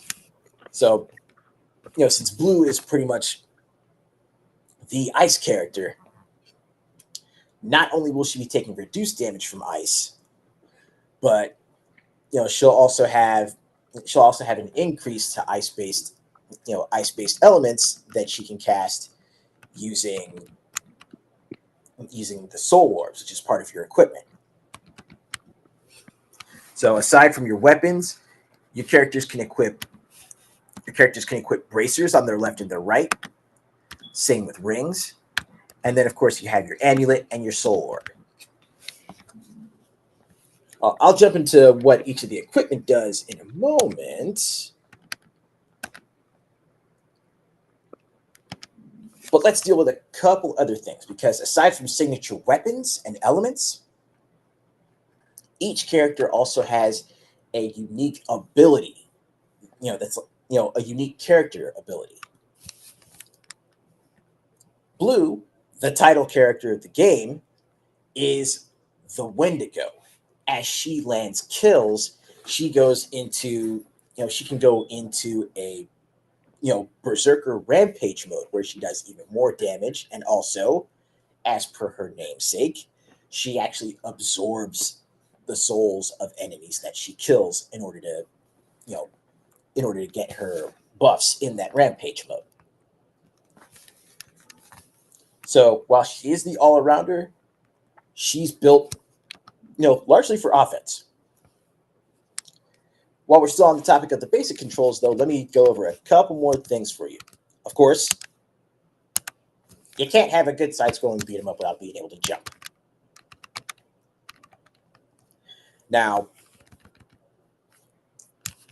this game is pretty damn responsive and pretty damn fast-paced, which can be seen by, actually being able to jump cancel out of your attacks. Of course, it's for the normal attacks. So, if you're going to use your weapon attacks, basically use those as your combo finishers. But they also address one particular issue that tends to happen in a lot of beat 'em ups, and that's proximity grappling.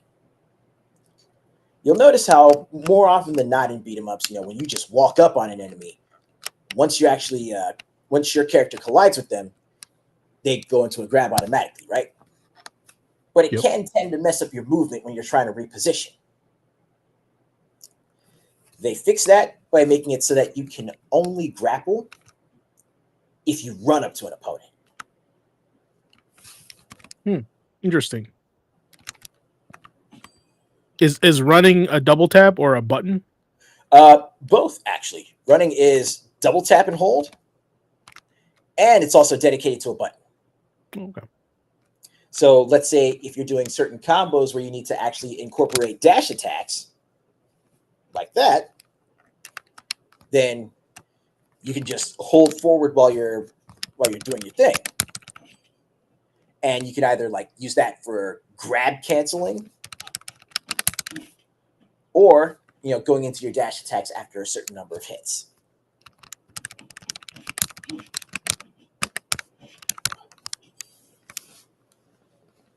So it's really neat how mechanically this game actually tries to address a lot of pain points that were previously in some of the older school beat 'em ups.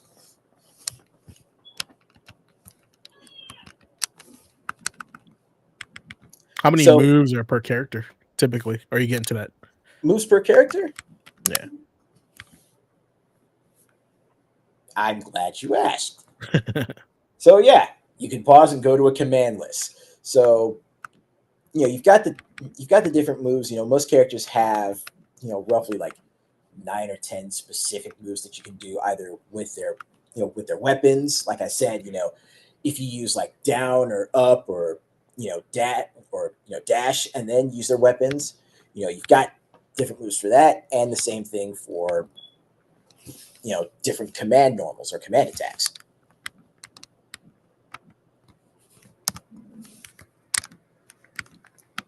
Now let's go ahead And let's go ahead and switch characters. So, yeah, like I said, Blue is your main your main all rounder. She's good with, she's good with offense, and her. That's another thing I need to mention. Each character also has, each character also has different skill trees that you can, that you can actually access over the course of each run.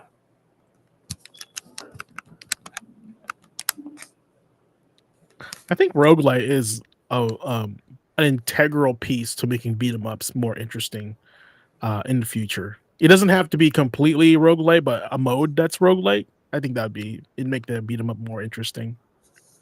Something that will at least allow you to, play around with different builds and, Yeah. put together different play styles for each of the characters. Now, each character has, three different skill trees originating from, a base skill, and then you've got different modifiers which also add passive buffs to your stats. And once you go down the tree far enough, you unlock class skills. Now, with class skills, it's literally, you know, you can pick a particular class like Berserker or Templar, Fighter, Assassin, and each of those has like a set of stats and unique abilities which are added onto your character to augment what they can already do. One of my personal favorites is the Bodyguard class skill. It increases your health and it gives you a guaranteed chance for blunt attacks to cause stun. Blunt attacks also including your standard, your standard unarmed attacks as well. But there's also a class that actually makes it to where, you know, edged attacks, so stuff with like, any sort of blade that you might be using, has a chance to cause bleeding and, additional damage over time there. And then all of those lead down to eventually unlocking a special, a special final skill for each character. With, Blue, the Death Eater blade, massive sword attack. Anything it kills increases her attack power. So again, she's literally just, you know, I am here to mess you up and then get stronger while I'm doing it. She's Onimusha. Yeah. Actually, yeah. Thank you. Now that I've made that connection, that's gonna make my next runs with her even more unique. Well, let's go ahead and switch characters really quick. We've got 5 to go through. I'm gonna do maybe like another 2 more just to show off the different play styles. So again, Blue's your all-arounder. Now for one of the speed types, I did mention Anir was an interesting choice. Now for your speed type characters, Anir is more tactical, whereas Gilroy is your aerial specialist. Actually, let's do Joker palette Gilroy. Now, pretty much taking cues from his, wingless dragon motif that they mentioned about him in the game.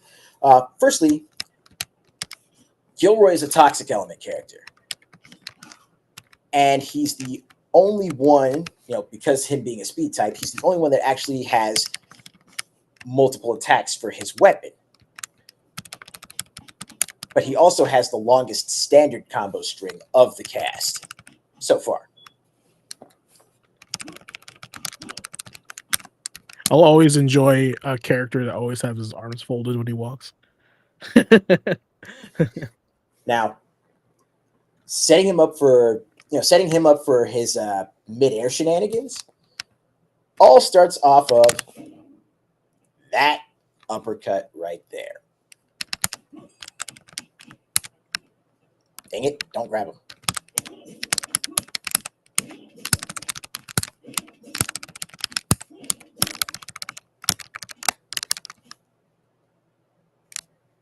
Case in point.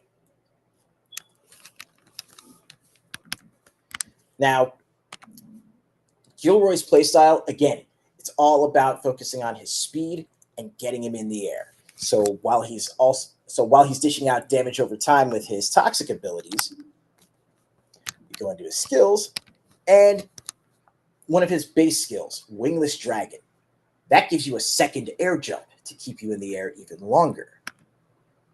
And as you stay airborne, you can eventually open up different modifiers which give you additional defense, which give you health recovery, which gives you, which allows you to build up your evasion again. So literally you can build up like multiple charges of evasion while you were still in midair. And even if you actually evade in midair, that resets how many air jumps you have. Get in the air, stay in the air, do truckloads of damage, and then you've also got his ultimate ability, which is a full screen attack. Deadly Venoms, that right there gives you more options for how you apply your toxin damage. So you can like increase your status chance, do additional damage to afflicted targets, have enemies explode with toxic gas when you kill them with toxin. And also healing when you poison an enemy. So again, with Gilroy, it's finding different ways to, keep yourself alive, keep yourself in the fight just through passive abilities, while again,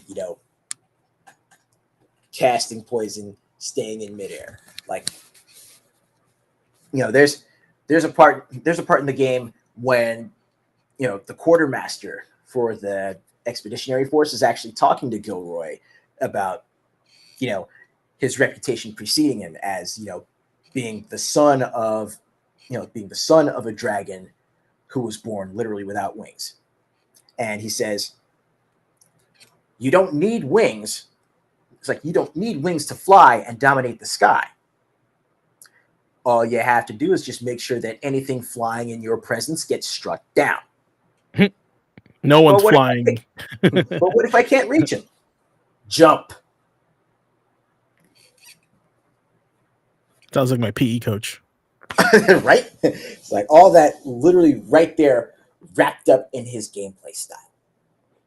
So if you're looking for a high-speed character that does a lot of mounting damage over time, and if you're an insect glaive main and like to stay in the air all the time, Gilroy's going to be your go-to.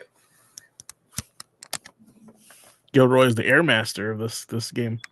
Mm-hmm. But then let's go to the character that sold me on this.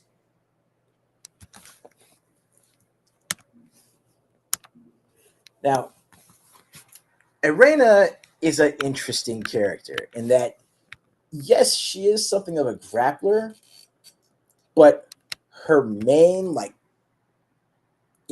the gateway into picking up her playstyle in this actually does revolve around her weapon. A gun hammer.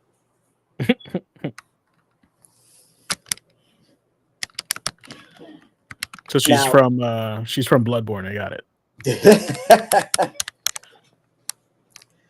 Now, her main skills, one of them actually involves taking up a counter stance, either with her hammer or unarmed. That move right there that I just did. Firstly, between her element and her, between her innate element and her weapon, she's a lightning and fire, dual specialist.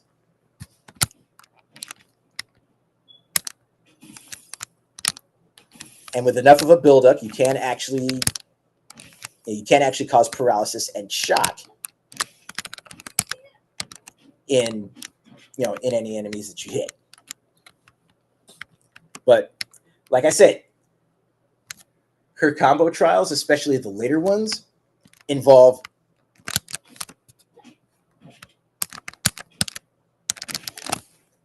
that. Chaining from her aerial diving grab into that wall fling. Does she have an Azuna drop though? I feel like for a lightning character, you gotta have that. She doesn't have an Azuna drop, but I wouldn't be surprised if one of the later characters they add to this does. The one that you did in the air was kind of an Azuna drop, right? Oh, it's more like a power bomb. Yeah. More more like Alex's power bomb. Yeah. Yo, let's go. And she's also the only character that can actively throw her weapon. And one of the abilities that you can pick up with her allows her to use lightning magic to retrieve it. So basically, imagine if Captain America threw a hat. Okay, Captain America in Endgame. You throw your hammer and call it back. But yeah, just that simple thing alone, with just being able to chain together her two grabs in rapid succession to just fling enemies across the screen like that hooked me. And sometimes it's as simple as that. Just one little thing that you see in a game. Like, how thanks to Oliver, I got hooked on Warframe back in 2019. Not my fault. Yes, it's your fault. You showed off the space chucks. I didn't do anything. I was just here. You showed off the space chucks. Space chuck. Yeah, that's what they are. It's like, no, you nunchucking in space. I was like, oh, okay. I just wanted to know what we were doing, and that's how you ended up there. Yeah, I almost said back in 1999. Oh my god. Don't play Right to Hell. No. But really quickly, let me go ahead and show off the newest character that they actually added to the game, at the very least prior to when I picked this up. Now, before I even pick him, I got to go through some of his color palettes. To one in particular, Oliver, GQ, thank me later. Bold claim. Let's see.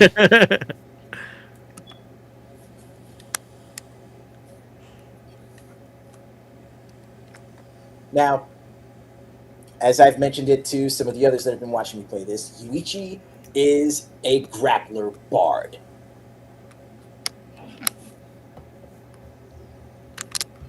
All right, I'll give you credit. You don't ever see that. That's not a thing. Yeah, nobody wants to get their ass beat to a soundtrack, though. Mm-hmm. No, listen, it's background music. Every good hero should have some. But actually, no. Yuichi's not just a grappler bard. He's a grappler hunting horn main. Because each of his different guitar attacks triggers a specific buff, or triggers various buffs depending on which attack you hit with. And it's of course, when you do the modified versions, when you've got an elemental charge. But between actually utilizing his attacks with the guitar and his melee attacks,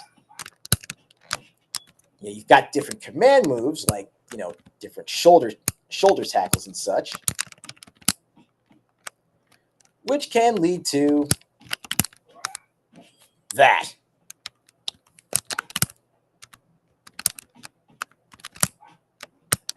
Hold on. It's one. Oh, stop it. All he needs is the New Yorker accent. There we go. That's what he needs. And on top of that, you also have different grabbles that you can do once you actually do the proximity grab.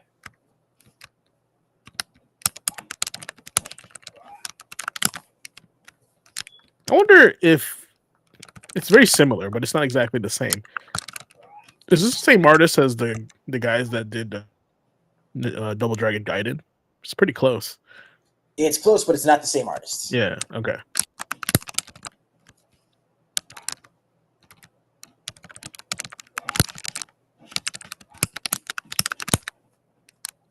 This guy gives me Combat Tribes vibes. Right? So he does. That mohawk mullet. Yeah. Moloch.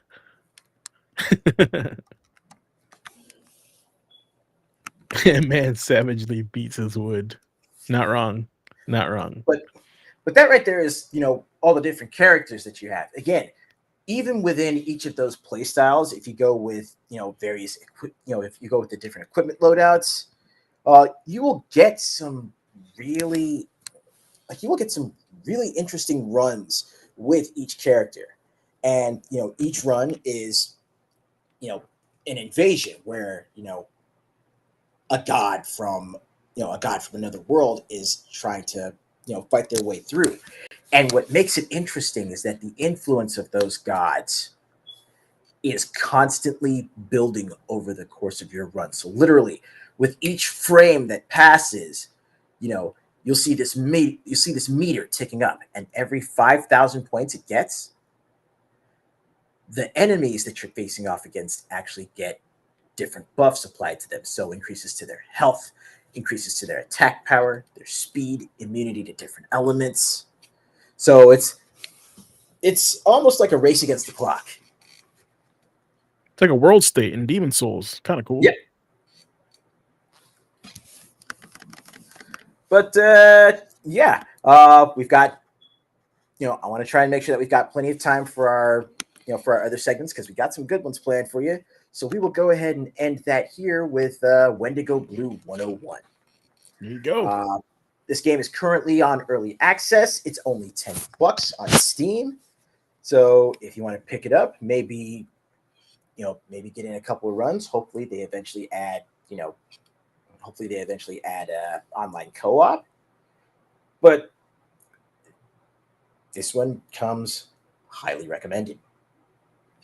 You got to come up with like the Blazing Ace, burning satisfactory, like approved or something like that. Well, that's a weird way to say gonorrhea. Yeah. I go with the 4 B's: buy, borrow, bury, or burn. There you go. Yeah. Since unfortunately this doesn't have a physical edition, I would definitely say, I'd say this is a solid buy. This art $10 is a special price. It's a good deal for a beat 'em up, to be real, with a roguelite feature in it. But this art gave me Breath of Fire vibes for some reason. Breath of Fire 4? Kind of ish looking. Yeah, definitely. Like the moment I actually saw this game and saw it in action, it definitely gave me, Breath of Fire and Dragon Marked for Death vibes. Well, awesome, man. Well, thank you. I appreciate that. Maybe you need to start working with some of these games. Okay, man, we're going to recommend you in the tech tonight. You should hook it up. I don't know. Something. Flex your muscle, Ace. You got it. You got the leverage. All right. Well, that is the turn. I forgot to push this button. Nice. All right, guys. We still got a couple more segments here tonight. We're going to bring back a little segment that I had late last year, where I was kind of telling you guys some of the good deals in it for physical games, specifically physical games. So, speaking of stuff with solid pricing, right? I'm gonna slap on some good old Dudley music in the background as we head back in the day. And this is the new What's the Deal. If it's your first time on the channel, this is the portion of the stream where we talk about where you can get physical games at a discounted price. And I've added a affiliate link on the screen with a QR code. So if you want to buy this game through that link, you can actually support the stream directly through that as well. So let's move on to the first one here. We'll go slow. So the first one I have on the what's the deal here is the Texas Chainsaw Massacre 50th Anniversary Collection Steelbook Edition. This is specifically for the Xbox One. Just keep that in mind. It is for the Xbox One. Let me see what I can do here. This one here is at a great deal. And missing. Oh, great. Where'd it go? That link just disappeared on me.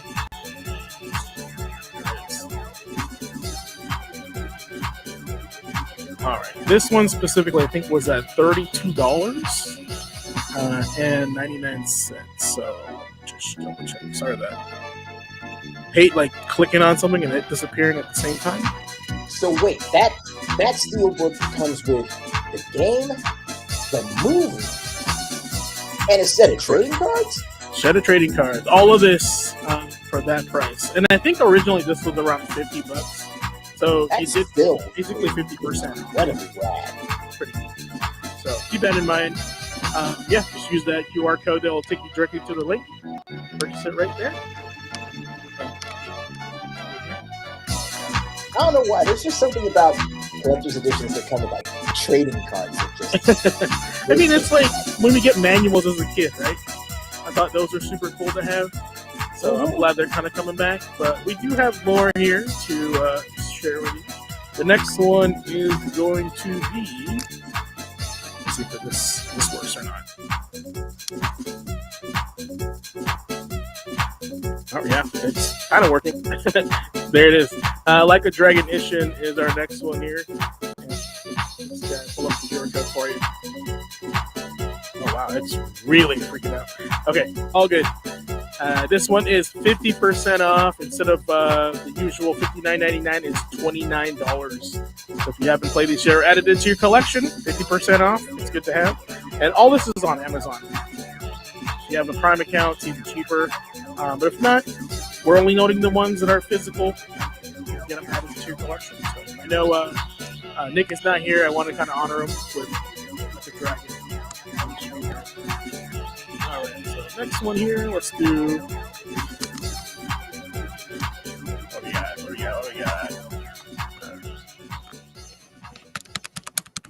Oh yeah, this one was my pick for you guys. Was Blazing Strike on the PS5. So let's go to that pops up there. And this is the limited edition. So this comes with a bunch of other stuff too, like I think a CD, a trading card as well, a little bit of art book, and it's a 2D fighting game. I think these guys were inspired by Street Fighter Third Strike. So I don't know if you guys have played Blazing Strike or seen anything like it, but it's here. Let me see if I can put this on the screen here for you guys. So that right there is a screenshot of Blazing Strike. But this game was supposed to be out a long time ago, but they kept pushing it back. If anybody in chat knows Blazing Strike, shout it out. But this is an homage to a Third Strike era of fighting games. Right now, this limited edition is normally $60. It is $39 right now. So pretty good pick 'em up, especially if you're a collector. That's okay. Happens. Yeah, I remember seeing some concept art and stuff as they were going to develop. I haven't had the chance to sit down and play it myself. I do want to give it a shot eventually. And I think there is a demo also, so keep an eye out for that. And I love this 2D sprite of basically King on there as well, so that's pretty interesting. All right, next one up is going to be Origami 2. I actually played the first one personally, and I really enjoyed it. So this game, chat, if you've never played it before, have never heard of it, it's basically Tenchu with shadows. A lot of shadow play in this game. It's a mechanic. You stay out of the light, right? And you assassinate, and then your character also has shadow moves where you can teleport from shadow to shadow, right? Make specific agility moves using your shadow feature. Okay. I've not played the sequel, but the original one was really good. And this thing is at a bargain. Let's see here. What is it right now? For $26.24. Normal price is $40. So I'm giving you guys 30%, 40% off on these. A lot of good deals right now. especially obscure ones. So, now, the next game I'm going to throw up here is a game that was actually in early access for a while, but it got actually officially released. I don't know if you guys can see that, but Starship Troopers Extermination is now, it used to be only on PC, but now has a console release as well. And wow, the value of this game is amazing because once I lost this page, what's up? What's going on?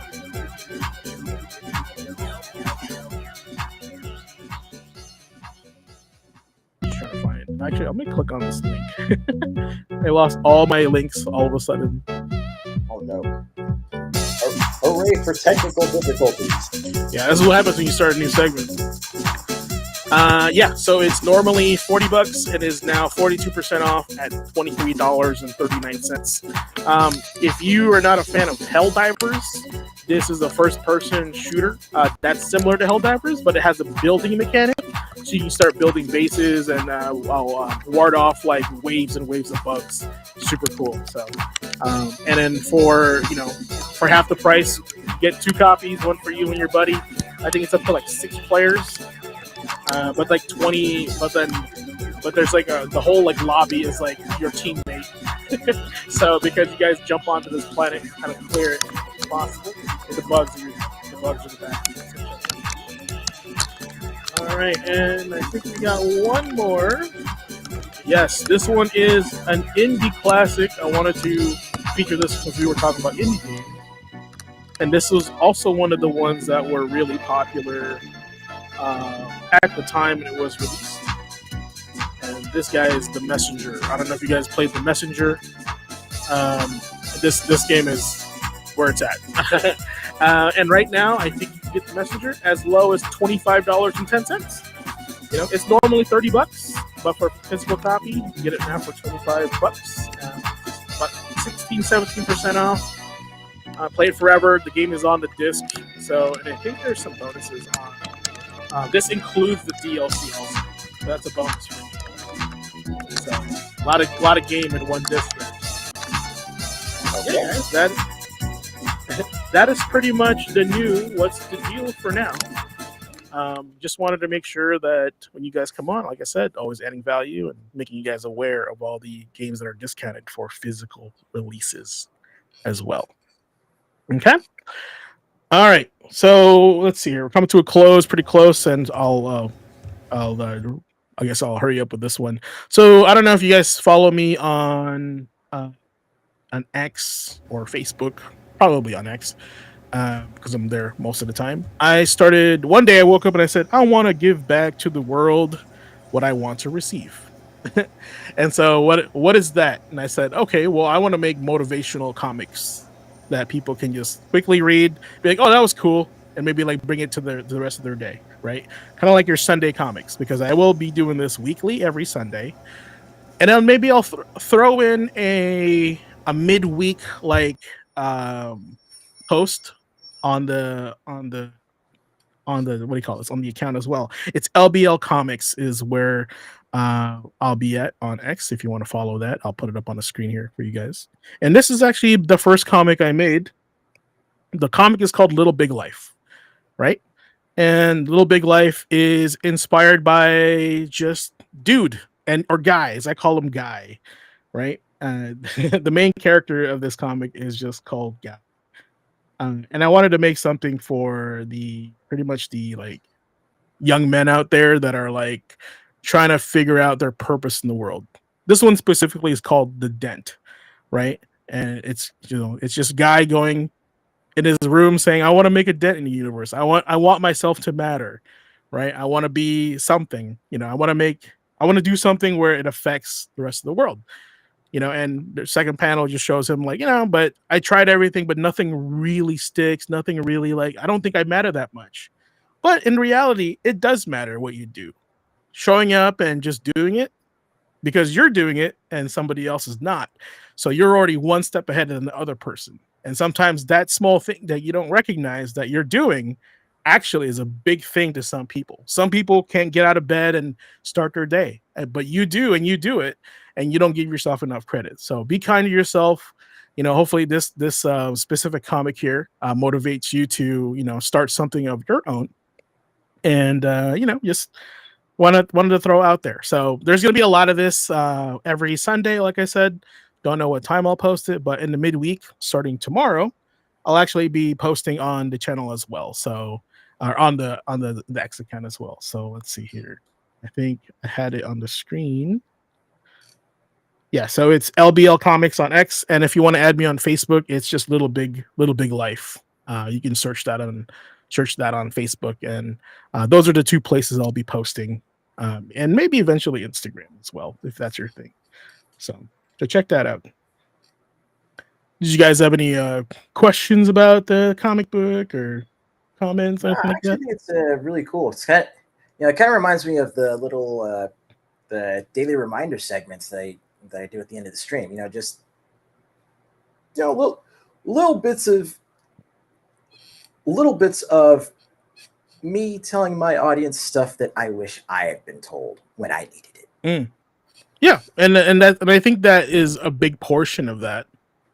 And this is inspired by that also, and having more of this out in the world, I think, is super important for those that are aimless, for those that wake up and they go, man, what's my life? Right. So and I always tell everybody, even those around my circle, I say, like, hey, give yourself more credit. Like, I have a friend that started going to the gym recently, and they were like, I don't think I'm making any progress. And I say to them, I'm like, hey man, like, you're going to the gym, you're already doing something that most people don't do. Like, count that, not not the other thing that you're focusing on, because like I said, like, you are already inspiring somebody else that wants to go, but you're already there in the next step. So that's kind of what I want to do with this. There's going to be a lot of topics, and if you I'd appreciate it if you follow, and if you have any ideas, I would love that. I would love to hear your thoughts, your inspiration, if there's a specific one that you want to see as far as topic wise. But I plan on doing this for a while. I like, and I don't expect anything out of it really. I just really just want to create this and establish it, so it's just out there in the world for people to find. Okay. All right. So the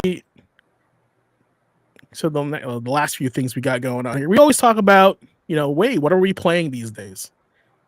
I'm really usually playing the same thing over and over again. Diablo 4. I'm almost done with this grind for this season. Tekken 8 because I hate myself.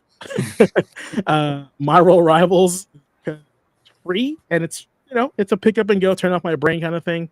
Which superhero do I want to be today? But the game that I really want to highlight was Star Renegades. I don't know if you guys have played Star Renegades before. No, this is actually the first I've heard of it. Okay. I haven't heard of it either. Okay, so let me put it on the screen here. Star Renegades is a turn-based tactical roguelike RPG, right? And it's kind of like it got my attention. I'm hooked on it, and I keep playing it, and I it's hard. So let me see if I can pull up some gameplay here and show you guys, because it is a very interesting game, right? Wait, have I seen this before? When did You this come out? probably have. A long time ago. I mean, this was a while back. It started on Steam, but then now you can get it on anything. I'm playing it on the Switch right now. It's a full pixel art game. You start off with 3 heroes or renegades, and they all have their specific abilities. But boy, this game is rough. If you make a mistake, like you get wrecked. Like getting hit in this obliterated. Game, yeah, like in this game, this is one of those games where if the computer is gonna hit you first, because it's on a like a Final Fantasy X timetable of turn based, right? Who's next? Your character has to defend, otherwise they take like 80% damage. Like, that's how tough it is, because the defense lowers your damage by 40%, right? And let's see if I get some gameplay here. Yeah, just check this out. So there's that little meter up top there. We can kind of see whose turn is it and who they're attacking. You have to pay attention to that, because if you don't, if you're just like, I'm gonna power through it, no, your guys are gonna die. And Um, and it's hard to get them back because they don't really regenerate their health until you go camping at the end of the day. So you have three charges that you break through these gates. Once the charges are done, you guys rest for the night, and you have 2 nights to do that. Kind of like Night Rain, right? You kind of like run around the map, clear, get experience, and at the end of it, the boss shows up. It's kind of very similar to this, and the boss is relentless. So if your path to the boss was like in any way like, oh man, this run is trash, the boss is gonna kill you. Like you have to be like somewhat like cognizant of how the boss works, their patterns, and like what they're weak to element wise and stuff like that. Yeah, it's this game is rough, like no mercy, and I love it. I don't know why. I'm just like, I love I'm definitely vibing with the visual design though. it. Yeah, that was one of the reasons I picked it up too. I was like, this is cool. Like, yeah, and there's a lot of different characters to unlock. They even added a relationship system to where so at the end of the night, you guys go camping and you guys give each other cards that you guys can like heal, right? Let's see if I can find that certain spot. Oh, there it is. Oh, and that's the bad guys. They have like personalities and stuff. So this is back up. Nope. Where's the camping scene? So those cards is what you get to spend them during the camping scene, and you see the hearts above their characters. Mhm. So you give those cards to the specific character, they gain hearts, and those hearts fill up to a certain level. They have like now team up attacks, and they get like specific buffs. Like this guy will give that like guy with the coat like a more of a stagger buff, right? Because they're buddies. So stuff like this is what makes this game super interesting. And then once you max out the relationship with some of the characters, the combination of characters, you eventually make a new character. Like they have a kid, and they're like, oh, this is like like Fire Emblem, right? Okay. Yeah, and because the game takes place in multiple dimensions, when you die, they just go, "Oh, we failed in this dimension. Trying to go to the next one, see if we can save it." Right? So the way they kind of write that is that like, "Oh, in this dimension, these two people hooked up, and now I'm the kid in their kid in this dimension, and now you can select me when you play your next run." Stuff like that. So it's super cool. The game is like under $10. I mean, it's to me, it's a must buy for a fan of this kind of game. So super fun. All right. Okay. Well, that was my selection for now playing. What about you guys? Well, for me, mostly Wendigo Blue, but I've been going back and playing through some more Hades as well, and I'm actually contemplating trying to see if I can do another record run to see Ooh. how quickly I can get my first clear. Okay.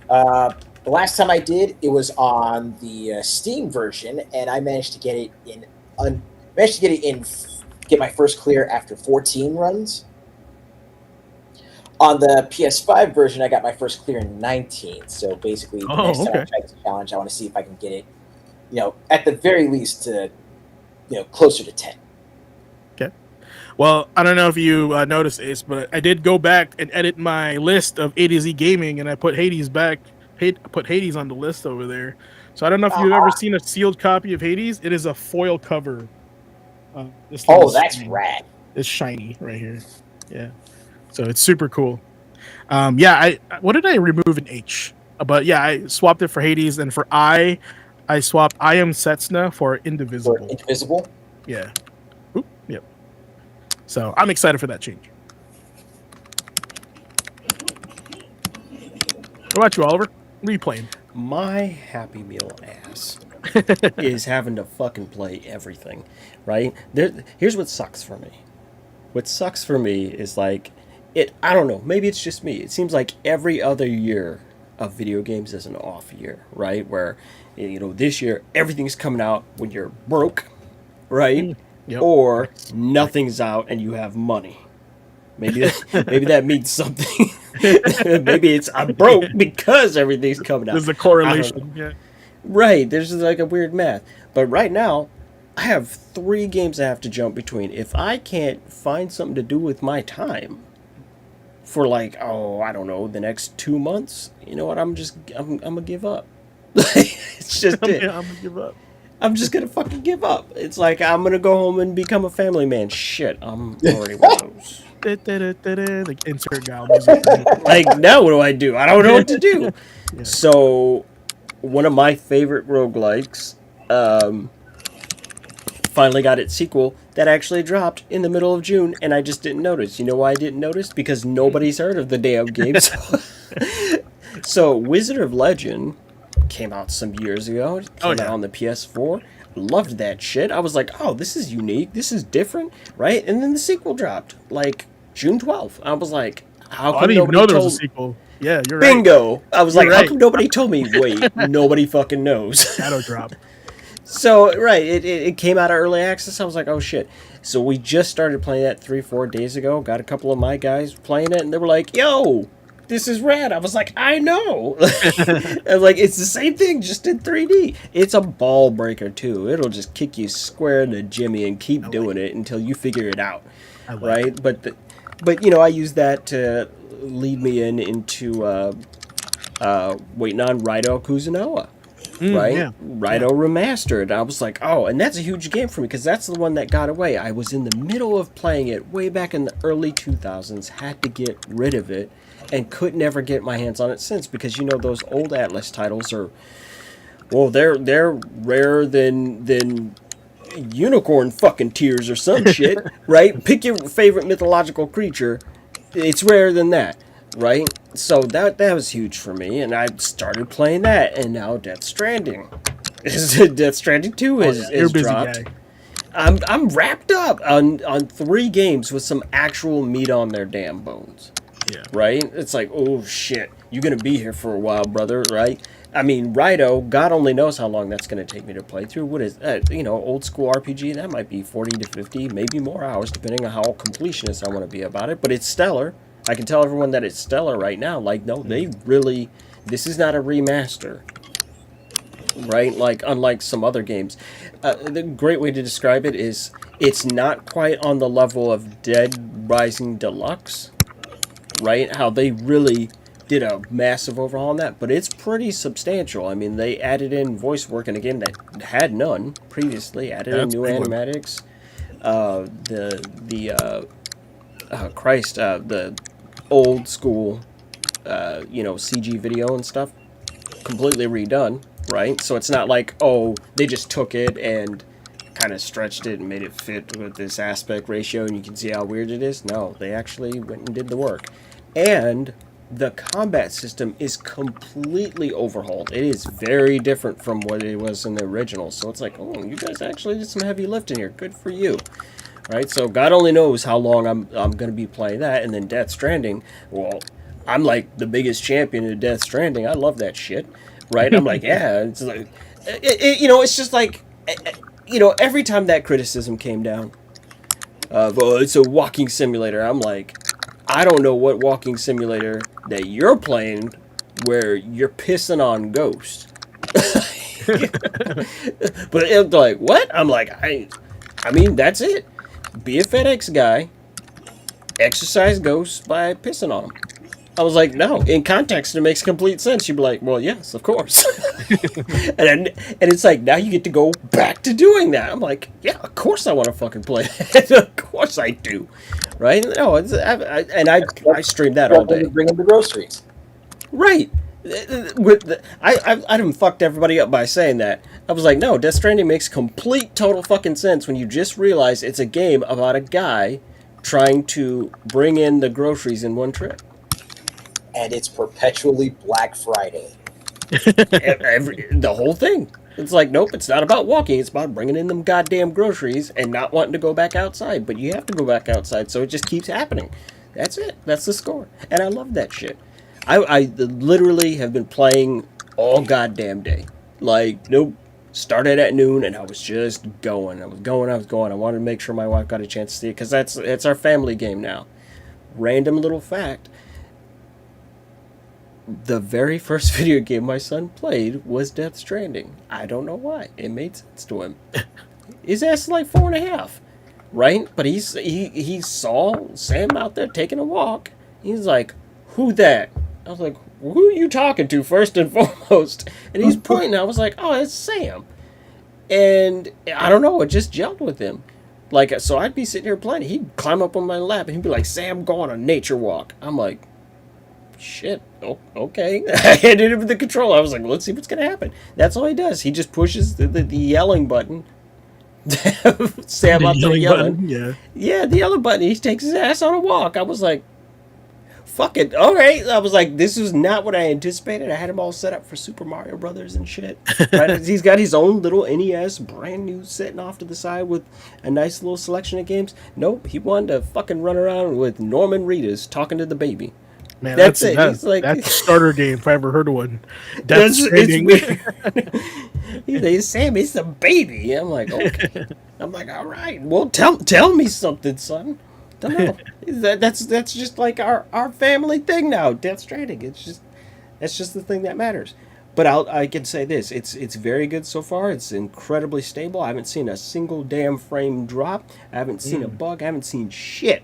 Right? And Ace knows that I get real particular about that. If even so much as you cut a fart on the track, I'm gonna hear it on the music. I'm like, I heard that in the background. How come you didn't edit that out in post pro? I'm gonna get you on it. No, I got nothing. I've got nothing to get them on, and that's a good thing. That's a good thing. I was saying to my stream, both of these games are kind of like famous for like not having a ton of bugs, and I want more developers to take that time to just remember, hey, you should, if you can, you should build your own engine, right? Because it's your work. You definitely know what it's capable of at any given time. Yes, it takes more effort, but the results are huge. I mean, we know that Kojima is using Guerrilla Games' engine for Horizon, right? With a Decima engine, but still, it's a proprietary engine, right? And they handed him the source code, so he definitely, everyone at Koji Pro knows how it works, right? It's not like some weird nebulous mystery. This isn't an Unreal situation. They can get in there and really take the time, and it's a beautiful game. So I know I'm going to be absorbed in this shit for weeks on end, at least. And wait, there's more. And I still have to finish Dave the Goddamn Diver. No, why can't I hold on these video games? What's going on? No, it's a good time for me right now. It's a good summer. The best kind of summer. There you go. That's why this slothful episode's called Summer of Gaming. It's the best. I got it all going on. Well, awesome, man. I'm glad. I mean, and I too also have to beat Dave the Diver because sometimes I just want to collect fish and sell sushi. That's it, right? To Wu-Tang sushi. Yeah, that's right. I'm so mad. I was so mad every time I go in there, and it gets to going. I'm trying to open the restaurant, but I'm just sitting there fucking vibing. I'm like, yeah. That game is a vibe, 100%. Yeah, I'm like, what the fuck is what is happening here? I didn't expect it. It is a very robust game. Yeah, surprisingly. Every time you think that, okay, the game's done introducing mechanics. Bam! Surprise, motherfucker! Here's a brand new, in-depth, well-executed mechanic. I'm like, how the fuck did y'all do all this? Love. Starts with love. Just like cooking. There you go. Secret ingredient. That's what they be doing. All right. Well, guys, if you made it to the end, we're here. We're finally at the final boss. So this is one of the newer segments that we have, and like I said, I want to add value for you guys showing up and checking out the stream. And tonight, the segment of Final Boss is called, and I kid you not, Unlocking Your Hidden Stat. Okay? Tonight we're going to be talking about something that every gamer knows, right? But not everyone applies, and that's your hidden stat. In games, there are things you can't see on the surface, right? Resistance, alignment, affinity, luck. They're not flashy, they're not obvious, but they can change everything. Now, real life works about the same way. Now, you may not feel that you're leveling up every day. You may not even have new gear, right? An XP bar or a side quest completed, right? But the way you kept going when it was hard, that's resilience. The way you chose kindness when it was easier to snap back, that's charisma. The way you took care of someone else or asked for help when you needed it, that's strength. Okay. The best players grow even when the game doesn't tell them they are. So don't stress if the progress isn't visible. Trust your hidden stats. They're stacking up with every choice, every challenge, and every day you show up. Because this is your final boss reminder. Not all power ups come with sound effects, some just come with conventional wisdom. All right? So that's your final boss statement for tonight. Take that with you for the rest of the week, and then we'll see you next Tuesday. But tonight, we've walked through the halls of gaming history, stacked up some real life savings and what's the deal, and even dug deep into the mechanics of mindset in the tech. But before we power down, I want to say this to you guys. All right? Growth doesn't always come with a new badge, a new skill, or even flashy fanfare. Sometimes your best stats are the ones that most are invisible, like resilience, like empathy, and like courage to keep showing up even when the screen says game over. So if no one's told you today, you are leveling up, you are gaining XP, and trust me, your build is getting stronger. Keep trying. Insert that coin, keep continuing. Because until next time, be kind to yourself, stack your buffs, and never skip your side quest. This is the Gaming Academy panel with Oliver and Blazing Ace Nelson. Ace, set us off. Class dismissed. We'll see y'all next week. Appreciate you guys. See you next time.